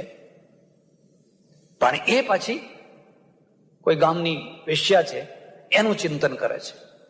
અને એ પાછી અસ્મત કૃતે ચ પરિતુષ્યતિ કાચી ધન્યા, એ લાવીને ફળ મને આપી જાય છે. ધિક્તામ, એ પિંગલાને ધિક્કાર છે. તમ, એ અશ્વપાળને ધિક્કાર છે. ઇમામ, આ જે વેશ્યા આવી છે એને ધિક્કાર છે. મદનમ, અને આ બધાને નચાવનારી જે વાસના છે એ વાસનાને પણ ધિક્કાર છે. અને માન છે, મને પણ ધિક્કાર છે. પિંગલા, આ રાજપાટ સંભાળ, મારે હવે આમાંનું કશું જોઈએ. મારું રાજપાટ તો તું હતી, મારું મોટામાં મોટું રાજપાટ તો તું હતી. અને તું પિત્તળની નીકળી, તું ખોખડી નીકળી, તું તો દગાબાજ નીકળી. અને નીકળી પડ્યો. સારું છે કે આ ભર્તુરીની માફક બધાના ફળ ફરી ફરીને પાછા નથી આવતા. બાકી જો ભર્તુરીની માફક બધાના ફળ ફરી ફરીને પાછા આવે, ઓછામાં ઓછા આમાંથી અડધા તો બાવા થઈ જાય, અડધા તો થઈ જાય. પણ પરમેશ્વરે પડદો પાડી દીધો, બહુ મોટો પડદો પાડી દીધો. અને પડદાના કારણે જ બધા સુખી છે, પડદાના કારણે જ બધા લીલા લહેર કરે છે. આ પ્રેમ નથી, આ પ્રેમ નથી, આ વાસના છે. અને વાસનાની જે કથા છે એ રામાયણમાં મૂકી છે, વાસનાની કથા મૂકી છે. મેં તમને જેમ કહ્યું એમ, એક ભૂખ્યો માણસ છે અને પાપ કરે છે, ચોરી કરે છે, કોઈના ખેતરમાં જઈને કઈ ચોરી લાવે છે. અને એક બીજો માણસ છે જે ધરાયેલો છે, અને છતાં જયારે જુઓ ત્યારે મોઢા ભર્યા જ કરે છે, જયારે જુઓ ત્યારે ખા કરે છે, જયારે જુઓ ત્યારે. અત્યારે તમે કહો કેમ ભજીયા ખાશો, આઈસ્ક્રીમ કે આવવા દો. ઘણા લોકોને તમે જોજો, બસ આવવા દો જ આવવા દો, આવવા દો જ આવવા દો, બીજી વાહ. એટલે પણ હમણાં તે ખાધું છે, એના ચહેરા ઉપર કદી તમે તૃપ્તિ નહીં જોઈ શકો, કારણ કે આવવા દો. આવું જ પૈસાનું, આવું જ સત્તાનું, આવું જ બધાનું, આવું જ વાસનાનું. કોઈ ભૂખ્યો માણસ હોય અને ભૂખના કારણે કંઈક ફાંફા મારે તો સમજી શકાય, બરાબર છે. પણ ઇન્દ્ર જેવો ઇન્દ્ર, જેના ત્યાં કેટલી ઇન્દ્રાણીઓ, કેટલી અપ્સરાઓ, કેટલું બધું રૂપ ને કેટલું સૌંદર્ય પડ્યું છે. હવે ઇન્દ્ર તો કોઈ ભૂખ્યો માણસ નથી, અને ભૂખ્યો ન હોવા છતાં પણ એને અતૃપ્ત વાસના, જો એને વાસનાની તૃપ્તિ થઈ ગઈ હોત તો બેડો પાર થઈ ગયો હતો. રામ અને સીતા તૃપ્તિ, બહુ તૃપ્તિ, બહુ તૃપ્તિ. એટલે સીતાના અભાવમાં રામે કોઈ વિકલ્પ ન કર્યો, અને રામના અભાવમાં રાવણ જેવો રાવણ હાથ જોડતો હોય પણ સીતાએ ઊંચી આંખ કરી. એના અંદર એક તૃપ્તિ છે, એક તૃપ્તિ છે, અને આ અતૃપ્તિ છે. અને આ અતૃપ્તિ છે ને બહુ મોટા ઇતિહાસનું સર્જન કરવાની છે, બહુ ભયંકર ઇતિહાસનું નિર્માણ કરવાની છે. એટલે ઇન્દ્ર છે ને એ આખો દિવસ રખડ્યા કરે છે, ફર્યા કરે છે, ફર્યા કરે છે. અને ફરવાના પાછળ હેતુ શું છે? જેમ પેલું ગીધ છે ને એ મરદા ખોડતું હોય. રામકૃષ્ણ પરમહંસની પાસે બહુ મોટા મોટા વિદ્વાનો પ્રવચન સાંભળવા આવે. કેશવચંદ્ર સેન, વિજય કૃષ્ણ ગોસ્વામી, બહુ મોટા મોટા ધુરંધર. અને આ અભણ માણસ, રામકૃષ્ણ લગભગ અભણ. કેશવચંદ્ર સેન કહે છે કે અમારે જયારે પ્રવચન કરવાનું હોય છે તો 8 દિવસથી તૈયારી કરીએ છીએ. કેટલી કાપલીઓ તૈયાર કરીએ, કેટલું નોંધ કરીએ, કેટલું બધા કોટેશનો તૈયાર કરીએ, અને બધું તૈયાર કરીને માઇક આગળ જઈએ એટલે કાં તો લોકો ઊંઘવા માંડે ને કાં તો ઉઠીને જવા લાગે. તમે કશી તૈયારી નથી કરતા, તમારી પાસે કોઈ કાપલી નથી, કશું નથી. અને તમે જયારે બોલો છો તો કોઈ ઉઠતું નથી, કોઈ ઝોકા નથી ખાતું, તન્મય થઈને લોકો સાંભળે છે. આ શું છે? તમે ક્યાંથી આ બધું લાવો છો? હું તમને ભલામણ કરું છું, રામકૃષ્ણને વાંચજો. એના બધા હાજર જવાબ, રોકડા જવાબ. રામકૃષ્ણે કહ્યું, જો પેલું ગીધ કેટલું ઊંચે ઉડે છે, પણ એની નજર ક્યાં હોય છે? મળદા ઉપર. ક્યાંક કોવાતું મળદું હોય, ક્યાંક મળદું હોય. એમ તમે બધા મોટા મોટા વિદ્વાનો, મોટા મોટા પંડિતો બહુ ઊંચે ઉડો, પણ તમારી નજર તો મળદા ઉપર જ હોય. અને મળદા ઉપર એટલે સ્વાર્થ ઉપર હોય, સ્વાર્થ ઉપર હોય. અને જ્યાં સુધી તમારી નજર મળદા ઉપર હશે ત્યાં સુધી પેલી નાભીની જે પરાવાણી છે ને કદી જાગવાની નથી. તમારી વૈખરી જ બોલ્યા કરવાની છે ને. વૈખરી છે એની તૈયારી કરવી પડશે. હું કશું ભણ્યો નથી, હું કશું જાણતો નથી, પણ હું જયારે બોલું છું ને ત્યારે પેલા પરમેશ્વરને આગળ રાખીને બોલું છું. એટલે હું નથી બોલતો, બોલનારો બોલે છે. તમે જોજો, આ માઇક છે ને અહીં તો સારું છે. એ તો ઘણી વાર એવું થાય દેશમાં તો કે અમે બોલીએ ને માઇક એ બોલે. સીટી વગાડે, સી એમ થતું હોય, સીટી વગાડે એટલે ઘણી વાર તો મારા અવાજ કરતા એનો અવાજ વધારે હોય. જ્યાં સુધી એ સીટી વગાડવાની બંધ નહીં કરે ત્યાં સુધી આ ચોખ્ખો અવાજ લોકો સુધી પહોંચવાનો. એમ તું તારી સીટી વગાડવાની બંધ કર. હું તારી સીટી વગાડવાની બંધ કર તો અંદર બેઠેલો બોલનારો આપોઆપ બોલવાનો છે. પણ શરત એટલી છે કે તારી સીટી વાગતી બંધ થઈ. એટલે ઇન્દ્ર કોઈ ભૂખ્યો માણસ નથી, સમર્થ છે. એને પેટની ભૂખ નથી, એને પૈસાની ભૂખ નથી, એને માનની ભૂખ નથી. એ તો બધા દેવોમાં શ્રેષ્ઠ છે. તો એને ભૂખ છે તો કઈ ભૂખ છે? એને વાસનાની ભૂખ છે. અને ગીધનું ફરતું ફરતું ફરતું ફરતું ફરતું અહલ્યાને જોઈ રૂપ રૂપ રૂપ રૂપ રૂપ રૂપનો અંબાર. ઓહો, આ તો ખોડું જ છું, આના માટે તો હું રખડું છું. એટલે ફરી યાદ તમને કરાવું છું. ચાણક્યનો એક શ્લોક તમને કહું છું, યાદ રાખવો હોય તો રાખી લેજો. સંતોષ ત્રિષુ કર્તવ્ય. ચાણક્ય લખ્યું છે, સંતોષ ત્રિષુ કર્તવ્ય, સ્વદારે ભોજને ધને, ત્રિષુ ચૈવ ન કર્તવ્ય, અધ્યયને જપદાનયો. હે ભાઈઓ, 3 જગ્યાએ સંતોષ કરજો. 3 જગ્યાએ. કઈ 3 જગ્યાએ? સંતોષ ત્રિષુ કર્તવ્ય, સ્વદારે પોતાની પત્નીમાં, પોતાના પતિમાં. એ જેવી છે એ જ તમારા સુખનું કારણ છે. એ પતિ જેવો છે એમાં જ અંતે સુખ મળવાનું છે. પડોશમાં ખેતરમાં ગમે એટલું લીલું ઘાસ ઉગ્યું હોય, પણ જો આ શેઢો તોડી અને પેલા ખેતરમાં જો ઢોરું ચરવા જશે તો એને ડેરો બાંધવામાં આવશે. ડેરો જાણો છો? અહીં લાકડું બાંધવામાં આવશે અને ટોકરો બાંધવામાં આવશે. એ ટોકરો એનું આભૂષણ નથી. પેલી ગાય કે ભેંસ સમજે કે વાહ વાહ મારો માલિક કેવો સરસ મજાનો ટન ટન ટન ટોકરો બાંધ્યો છે. અરે એ ટોકરો આભૂષણ નથી, પણ તું આગી પાછી થાય ને તો આ ટોકરાના દ્વારા ખબર પડે એટલા માટે બાંધ્યો છે. ખ્યાલ એટલા માટે આ ગણગણાટ બાંધ્યો છે. એમાં કઈ ફૂલાઈ જવાની જરૂર. અપયશનો ડેરો. એટલે પેલો ઋષિ કહે છે સંતોષ ત્રિષુ કર્તવ્ય સ્વદારે. બહુ તૃપ્તિ બહુ તૃપ્તિ બહુ તૃપ્તિ. પોતાની પત્નીમાં સંતોષ, પોતાના પતિમાં સંતોષ. એ કાળો કલુટો લૂલો લંગડો બાડો બોબડો જે છે એ છે. સિદ્ધરાજ જયસિંહ અને સિદ્ધરાજ જયસિંહ સહસ્ત્રલિંગ તળાવ ખોદાવે પાટણમાં મિનળ દેવીના કહેવાથી. બધા ઓડ બોલાવ્યા, દૂર દૂરથી ઓડ બોલાવ્યા. તમને કદાચ ખબર હોય કે ન હોય. આ ઓડ જે પ્રજા છે ને એ બહારથી આવેલી છે. બહુ રૂપાળી પ્રજા, બહુ રૂપાળી પ્રજા બહારથી આવેલી છે. ઘણી પ્રજા બહારથી આવેલી છે. હવે એમાં એક ઓડણીને એક ઓડ ચોકડીઓ ખોદે. હા, પેલો ઓડ ખોદે અને ટોપલો ભરે ને પેલી જસમાં છે ને એ માટીનો ટોપલો ઉપાડીને દૂર પેલી પાડ ઉપર નાખવા જાય.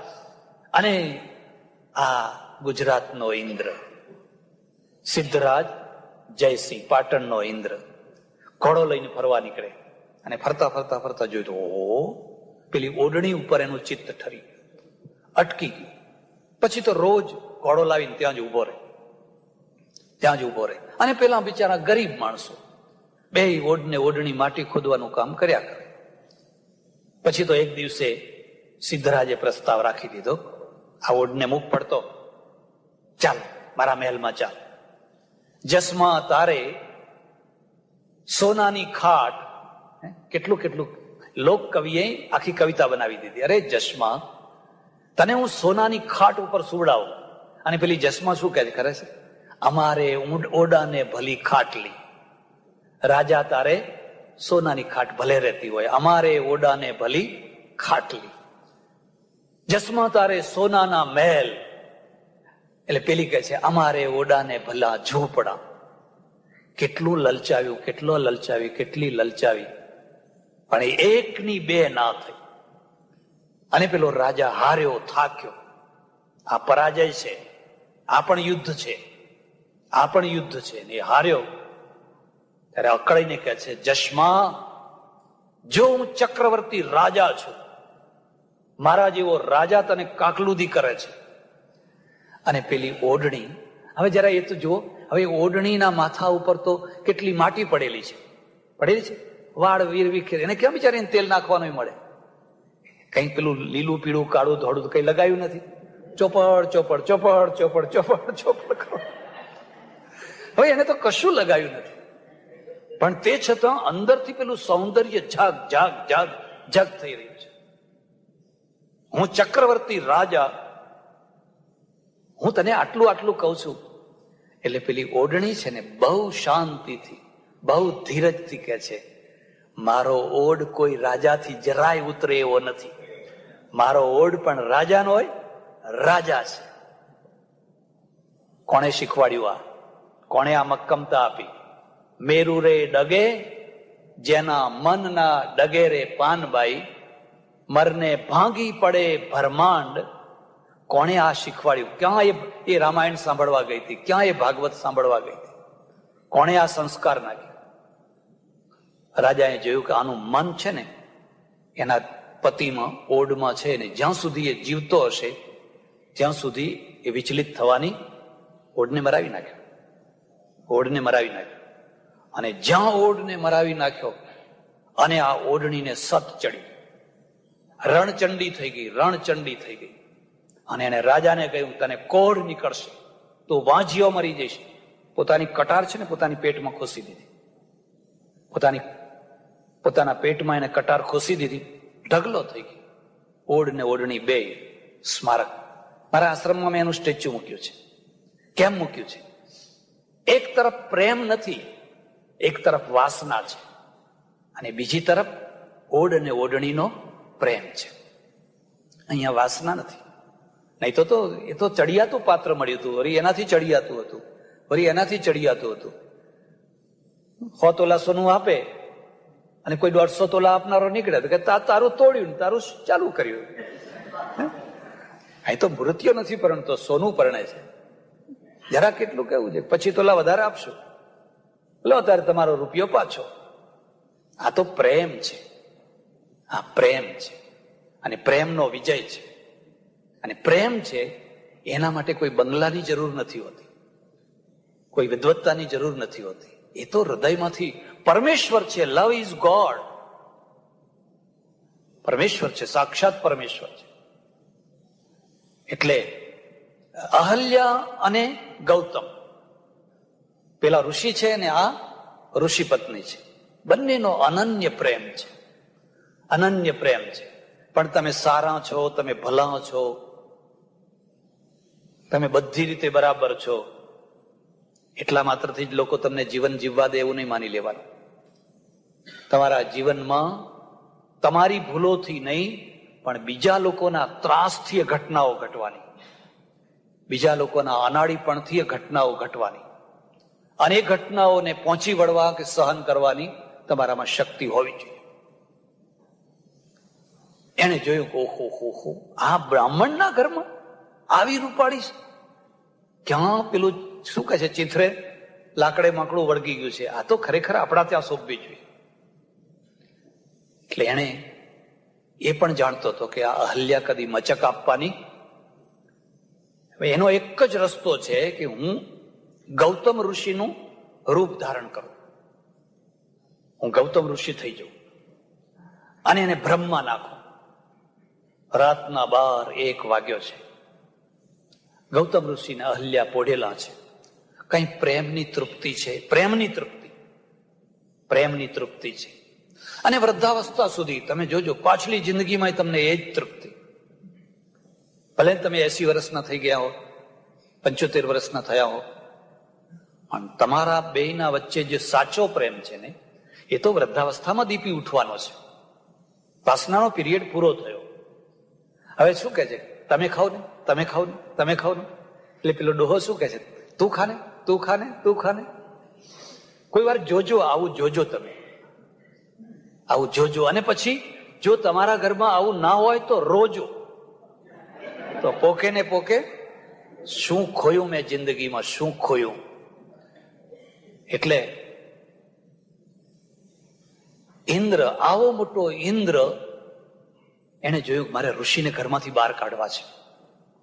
હવે બહાર કાઢવા કેવી રીતે? એટલે કુકડો થયો.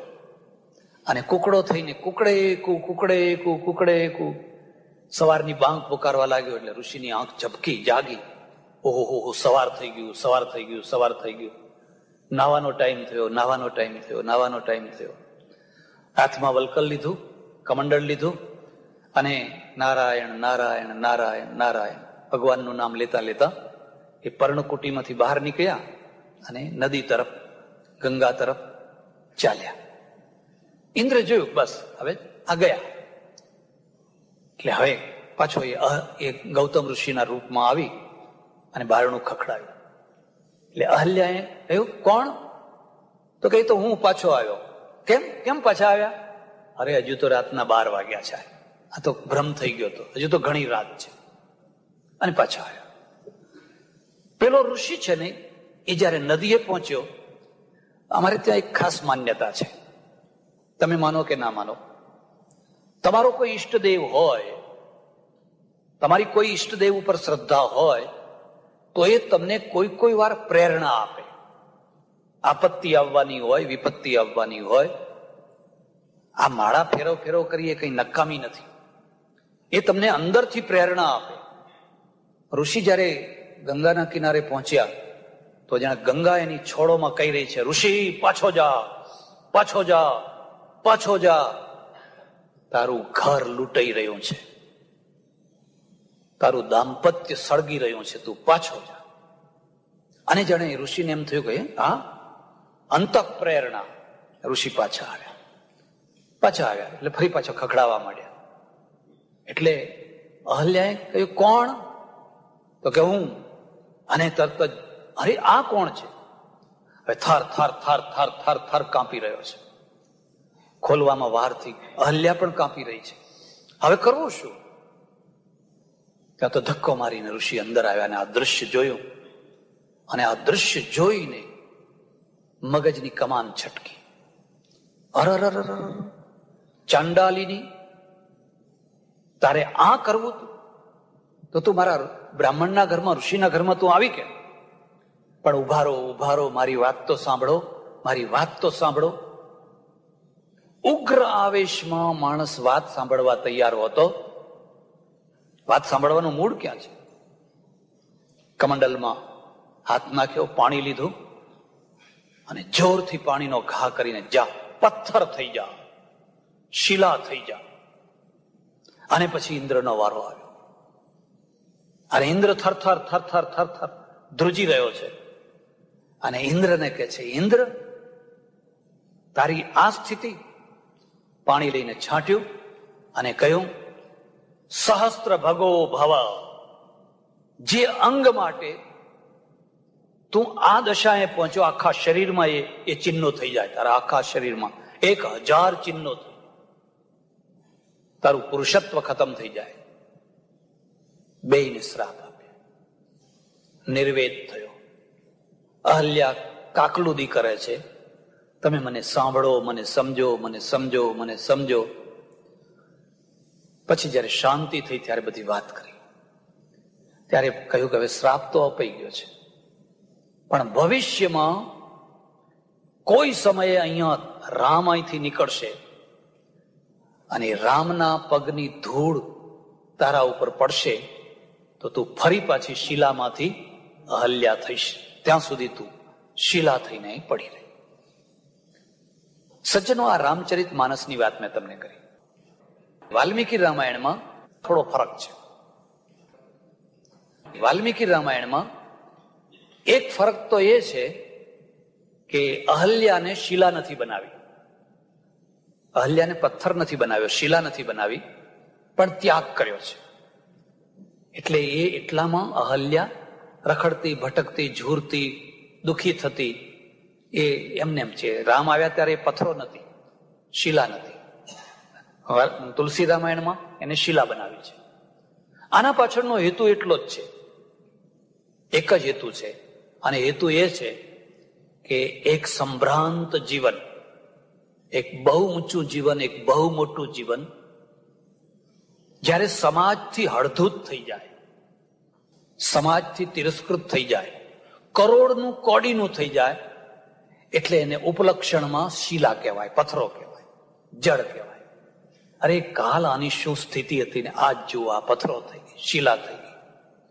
જે પથ્થર થઈ ગયો પોતાના પાપે નહીં, પોતાની ભૂલે નહીં, પણ કોઈ બીજાની ભૂલે, બીજાના પાપે જે પથરા જેવું જીવન જીવી રહ્યા છે. અને બધા લોકો એની નિંદા કરે છે, અરે પાપીની, પાપીની, પાપીની, પાપીની. ત્યારે વાલ્મીકી રામાયણ અને તુલસી રામાયણમાં રામનું એક એવું પાત્ર ઉદાત્ત, ધીરોદાત્ત નાયકનું બનાવવું છે કે જે આવા અડધૂત થયેલા, ફેંકાઈ ગયેલા, તિરસ્કૃત થયેલા એવા મનુષ્યોને પણ રામ ઉપાડે છે, ઉઠાવે છે, એમને પણ સ્વીકાર કરે છે. ગાંધીજીને કોઈએ પૂછ્યું કે તમે રઘુપતિ રાઘવ રાજા રામ, એ રામનું કેમ રોજ ભજન કરાવો છો, કીર્તન કરાવો છો, કૃષ્ણનું નહીં, બીજા કોઈનું નહીં, ત્રીજા કોઈનું નહીં? ગાંધીજી બહુ સરસ જવાબ આપેલો. એમણે કહ્યું, પતિત પાવન સીતારામ, પતિત પાવન સીતારામ. રામને હું એટલા માટે ભજું છું કે પતિતોનું પણ પાવન કરે છે. જો ભગવાન પતિતોથી અભડાય, જો સાબુ મેલથી ડરે, અને સાબુ તમને એમ કે જો ભાઈ મને વાપરવો હોય તો વાપરજો, પણ જ્યાં જરાય મેલ ના હોય ત્યાં મને વાપરજો, તો હવે તારી જરૂર જ શું છે? જ્યાં મેલ જ ના હોય ત્યાં તારી જરૂર શું છે? તારી જરૂર તો ત્યાં છે કે જ્યાં ઘણો મેલ ચડ્યો હોય ત્યાં જરૂર છે. એટલે આપણે ભગવાનને શું માનીએ છીએ? પતિત પાવન સીતારામ.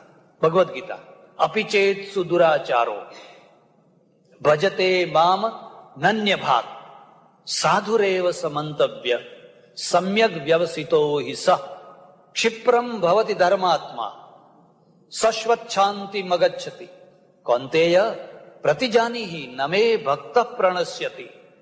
આ બે શ્લોકો યાદ રાખજો. શાસ્ત્ર ઉદાર છે, ભગવાન ઉદાર છે. એ કહે છે અપિચેત દુરાચારો, કોઈ મહાદુરાચારી હોય, ભજતે મામ અનન્ય ભાવ, એ બિલ્વ મંગળ હોય કે ગમે તે હોય, પણ જો મારું ભજન કરે, અનન્ય ભાગ, મારું ભજન, સાધુરેવ સમંતવ્ય, તો અર્જુન એના ભૂતકાળને તું ભૂલી જજે. એ જેસલ હતો એ ભૂલી જા, હવે એ પીર છે. સાધુરેવ સમંતવ્ય સમ્યક વ્યવસિતો હિ સહ. અરે હવે તો એને અંધારું જોઈ લીધું, એને ઘણું અંધારું જોયું, હવે એ અજવાળિયામાં આવ્યો છે. ક્ષિપ્રમ ભવતિ ધર્માત્મા, બહુ જલ્દી એ ધર્માત્મા થશે. અહીંયા જે ક્ષિપ્રમ શબ્દ છે ને એના ઉપર ધ્યાન દેવાનું છે. બગડેલો માણસ જયારે સુધરે ને એટલે એકદમ સુધરે, એકદમ. જેસલમાંથી જયારે પીર થાય ને એટલે કટકે કટકે ના થાય, એ તરત જ થાય, તરત જ થાય. અને જે લોકો વર્ષોથી કથા સાંભળતા હોય, 40 વર્ષ થઈ ગયા, હરિ હરિ થવા દો મહારાજ, હરિ હરિ થવા દો મહારાજ, એમાં કઈ પરિવર્તન ના આવે. એ હતા ત્યાં ને ત્યાં જ, એ હતા ત્યાં ને ખાસ બહુ પરિવર્તન ના આવે. સમ્યક વ્યવસિતો હિ સહ. આ રામને પેલા વિશ્વામિત્ર કહે છે, રામ આવો, જલ્દી આવો અને આ અહલ્યાનો ઉદ્ધાર કરો, અહલ્યાનો ઉદ્ધાર કરો. અહલ્યાનો ઉદ્ધાર થયો. ઉદ્ધારનો અર્થ સમજો. સમાજમાં જે મોટા માણસો છે, પ્રતિષ્ઠિત માણસો છે, એ બીજાને પ્રતિષ્ઠા આપે તો એની પ્રતિષ્ઠા મળે. એવોર્ડ કોણ આપે? મોટા માણસો આપે. મોટા માણસનો આપેલો એવોર્ડ જ એવોર્ડ કહેવાય. રસ્તામાં ઝાડુ લગાવનારા કે ભાઈ તમને કાલે એવોર્ડ આપવાનો છે, તો એના એવોર્ડની કોઈ કિંમત ખરી? રામ એક ઊંચામાં ઊંચું વ્યક્તિત્વ છે. અને રામે અહલ્યાને કયો એવોર્ડ આપ્યો ખરો છે? જાણો છો કયો એવોર્ડ આપ્યો? એણે કહ્યું કે આ ભારતની જે 5 મહાન સતીઓ, એમાં સૌથી પહેલો અહલ્યા છે. અહલ્યા, મંદોદરી, તારા, સીતા, 5 બતાવી છે. એમાં સૌથી પહેલું નામ અહલ્યાનું મૂક્યું છે. તિરસ્કૃત થયેલા, હળધૂત થયેલા, પોતાની ભૂલથી કે બીજાની ભૂલથી એને સ્વીકાર કરી લેવો, એને એની જગ્યાએ બેસાડવો, આ રામનું કલ્ચર છે, આ રામાયણનું કલ્ચર છે. હળધૂત થયેલાને લાત ઉપર લાત મારો, લાત ઉપર લાત મારો, તું પાપી છે, તું પાપી છે, તું પાપી છે, તું પાપી છે. રામાયણનું કલ્ચર નથી. એટલું જ નહીં, રામે તો એનો ઉદ્ધાર કર્યો, રામે તો એનો સ્વીકાર કર્યો, પણ હવે ખરી વાત તો એનો પતિ સ્વીકાર કરે ત્યારે ને. તિરસ્કૃત થયેલી આ સ્ત્રી છે. ગૌતમને બોલાવ્યા અને ગૌતમને પૂછ્યું કે ગૌતમ, તું આ અહલ્યાનો સ્વીકાર કર. એની ભૂલ નથી, કોઈએ એની સાથે રમત રમી હતી અને થઈ ગયું, જે થવાનું હતું એ થઈ ગયું. ગૌતમ ના ના ના ના ના ના ના કરે છે. રામ કહે છે, ગૌતમ, હું તને એક પ્રશ્ન પૂછું. જે ભૂલ અહલ્યાથી થઈ એવી ભૂલ કદાચ કોઈ ટાઈમે તારાથી થાય કે ના થાય? શક્યતા ખરી કે નહીં? અને ગૌતમ કહે છે, ખરી શક્યતા. જેવી ભૂલ એની થઈ એવી મારી પણ થઈ શકે. તો હું તને એમ પૂછું છું કે માન કે આવી ભૂલ તારી થઈ હોત તો આ અહલ્યા તારો ત્યાગ કરત, તને શ્રાપ આપત? ભારતીય સ્ત્રીની એક વિશેષતા બતાવું છું, ખાનગીમાં કહું છું. જો તમે બહુ પ્રેમાળ પતિ છો ને, બહુ પ્રેમાળ પતિ છો, એ આટલું માગે ને આટલું લાઈન ઢગલો કર કર્યા કરો ને, તો તમારી બહુ કેર નહીં કરે. ખબર જ છે ને કે આ તો આપણા જ છે ને, આ તો જરાક આટલું કહીશું તો દોડવા માંડશે. પણ જો એને ખબર પડે કે આ મારો પતિ કંઈક બીજે ફંટાઈ ગયો છે, કંઈક બીજે ફંટાઈ ગયો છે, બસ પછી તો એ તમારી એટલી કાળજી રાખે, એટલી કાળજી રાખે, કારણ કે એને પાછો વાળવો છે, એને પાછો વાળવો છે, એ ડબલ પ્રેમ કરે. ગૌતમ કહે છે, વાત સાચી છે. જો મારી ભૂલ થઈ હોત તો આ સ્ત્રી છે એ મારો ત્યાગ ન કરોત, મને અડધૂત ન કરોત, મને તિરસ્કૃત ન કરોત. પણ હું એ રસ્તેથી કેમ પાછો વળું? એટલે ઘણી સ્ત્રીઓ આવીને કે બાપુ અમારા ઘરવાળાને દારૂ છોડાવો ને, જુગાર છોડાવો ને, રાત્રે મોડે સુધી ઘેર નથી આવતા, જરા એમની આદત સુધરાવો ને. એને એક જ છે, કેમ કરીને મારો પતિ રસ્તા ઉપર આવે. એક જ એને ઘૃણા નથી, એને તિરસ્કાર નથી, પ્રેમ છે. તો ગૌતમ તું વિચાર કર, તિરસ્કાર કરનાર સમાન ઇક્વલ ભૂલથી તિરસ્કાર કરનાર તું મોટો કે તારી પત્ની મોટી? અને ગૌતમ કહે છે મારી પત્ની મોટી, મારી પત્ની મોટી. સ્ત્રી મારો ત્યાગ ન કર્યો હોત તો હવે તું વિચાર કર તારે શું કરવું. એટલે તુલસીદાસજીને લખવું પડ્યું, ગે પતિ લોક આનંદ ભરી. ગૌતમે પણ એનો સ્વીકાર કર્યો. વચ્ચે એક સારો માણસ જોઈએ, ભલે બગડ્યું હોય, પણ બગડેલાને બગાડનારો માણસ જો વચ્ચે આવી ગયો તો ખલાસ. પણ ગમે એટલું બગડ્યું હોય એને સુધારનારો વચ્ચે એક જો સારો માણસ આવી જાય તો ગમે એવું બગડેલું હોય તો એને સુધારી આપે. પતિત પાવન સીતારામ. રામે અહલ્યાનો ઉદ્ધાર કર્યો અને અહલ્યાને ફરી પાછી ઊંચી પ્રતિષ્ઠાએ બેસાડી અને પતિને અને પત્નીને પાછો મેળ કરાવી દીધો. એટલું જ નહીં, સમાજે સ્વીકાર કર્યો. જો સમાજે સ્વીકાર ના કર્યો હોત, પતિ તો સ્વીકાર કરી લીધો માની લો, પણ સમાજે સ્વીકાર કર્યો. જો સમાજે સ્વીકાર ના કર્યો હોત તો આ 5 સતીઓમાં પહેલું નામ અહલ્યાનું કદી મુકાયું હોત. આનું નામ રામાયણ છે. રામાયણ પાસેથી કંઈ ગ્રહણ કરવા જેવું હોય તો આ ગ્રહણ કરવા જેવું છે કે રામાયણનું કલ્ચર બહુ ઉદાર છે. જાણતા અજાણતા નાની મોટી ભૂલો થઈ ગઈ હોય, સ્ખલન થયું હોય, હવે એના ઉપર રાત દિવસ લાતો માર ના કરો. જો એ સુધરવા તૈયાર હોય, જો એને પશ્ચાતાપ હોય તો એને સ્વીકાર કરી લો, એનો ઉદ્ધાર કરી લો. કૃષ્ણ કનૈયા સદગુરુ નમઃ. પાર્વતી પતે હર હર મહાદેવ હર.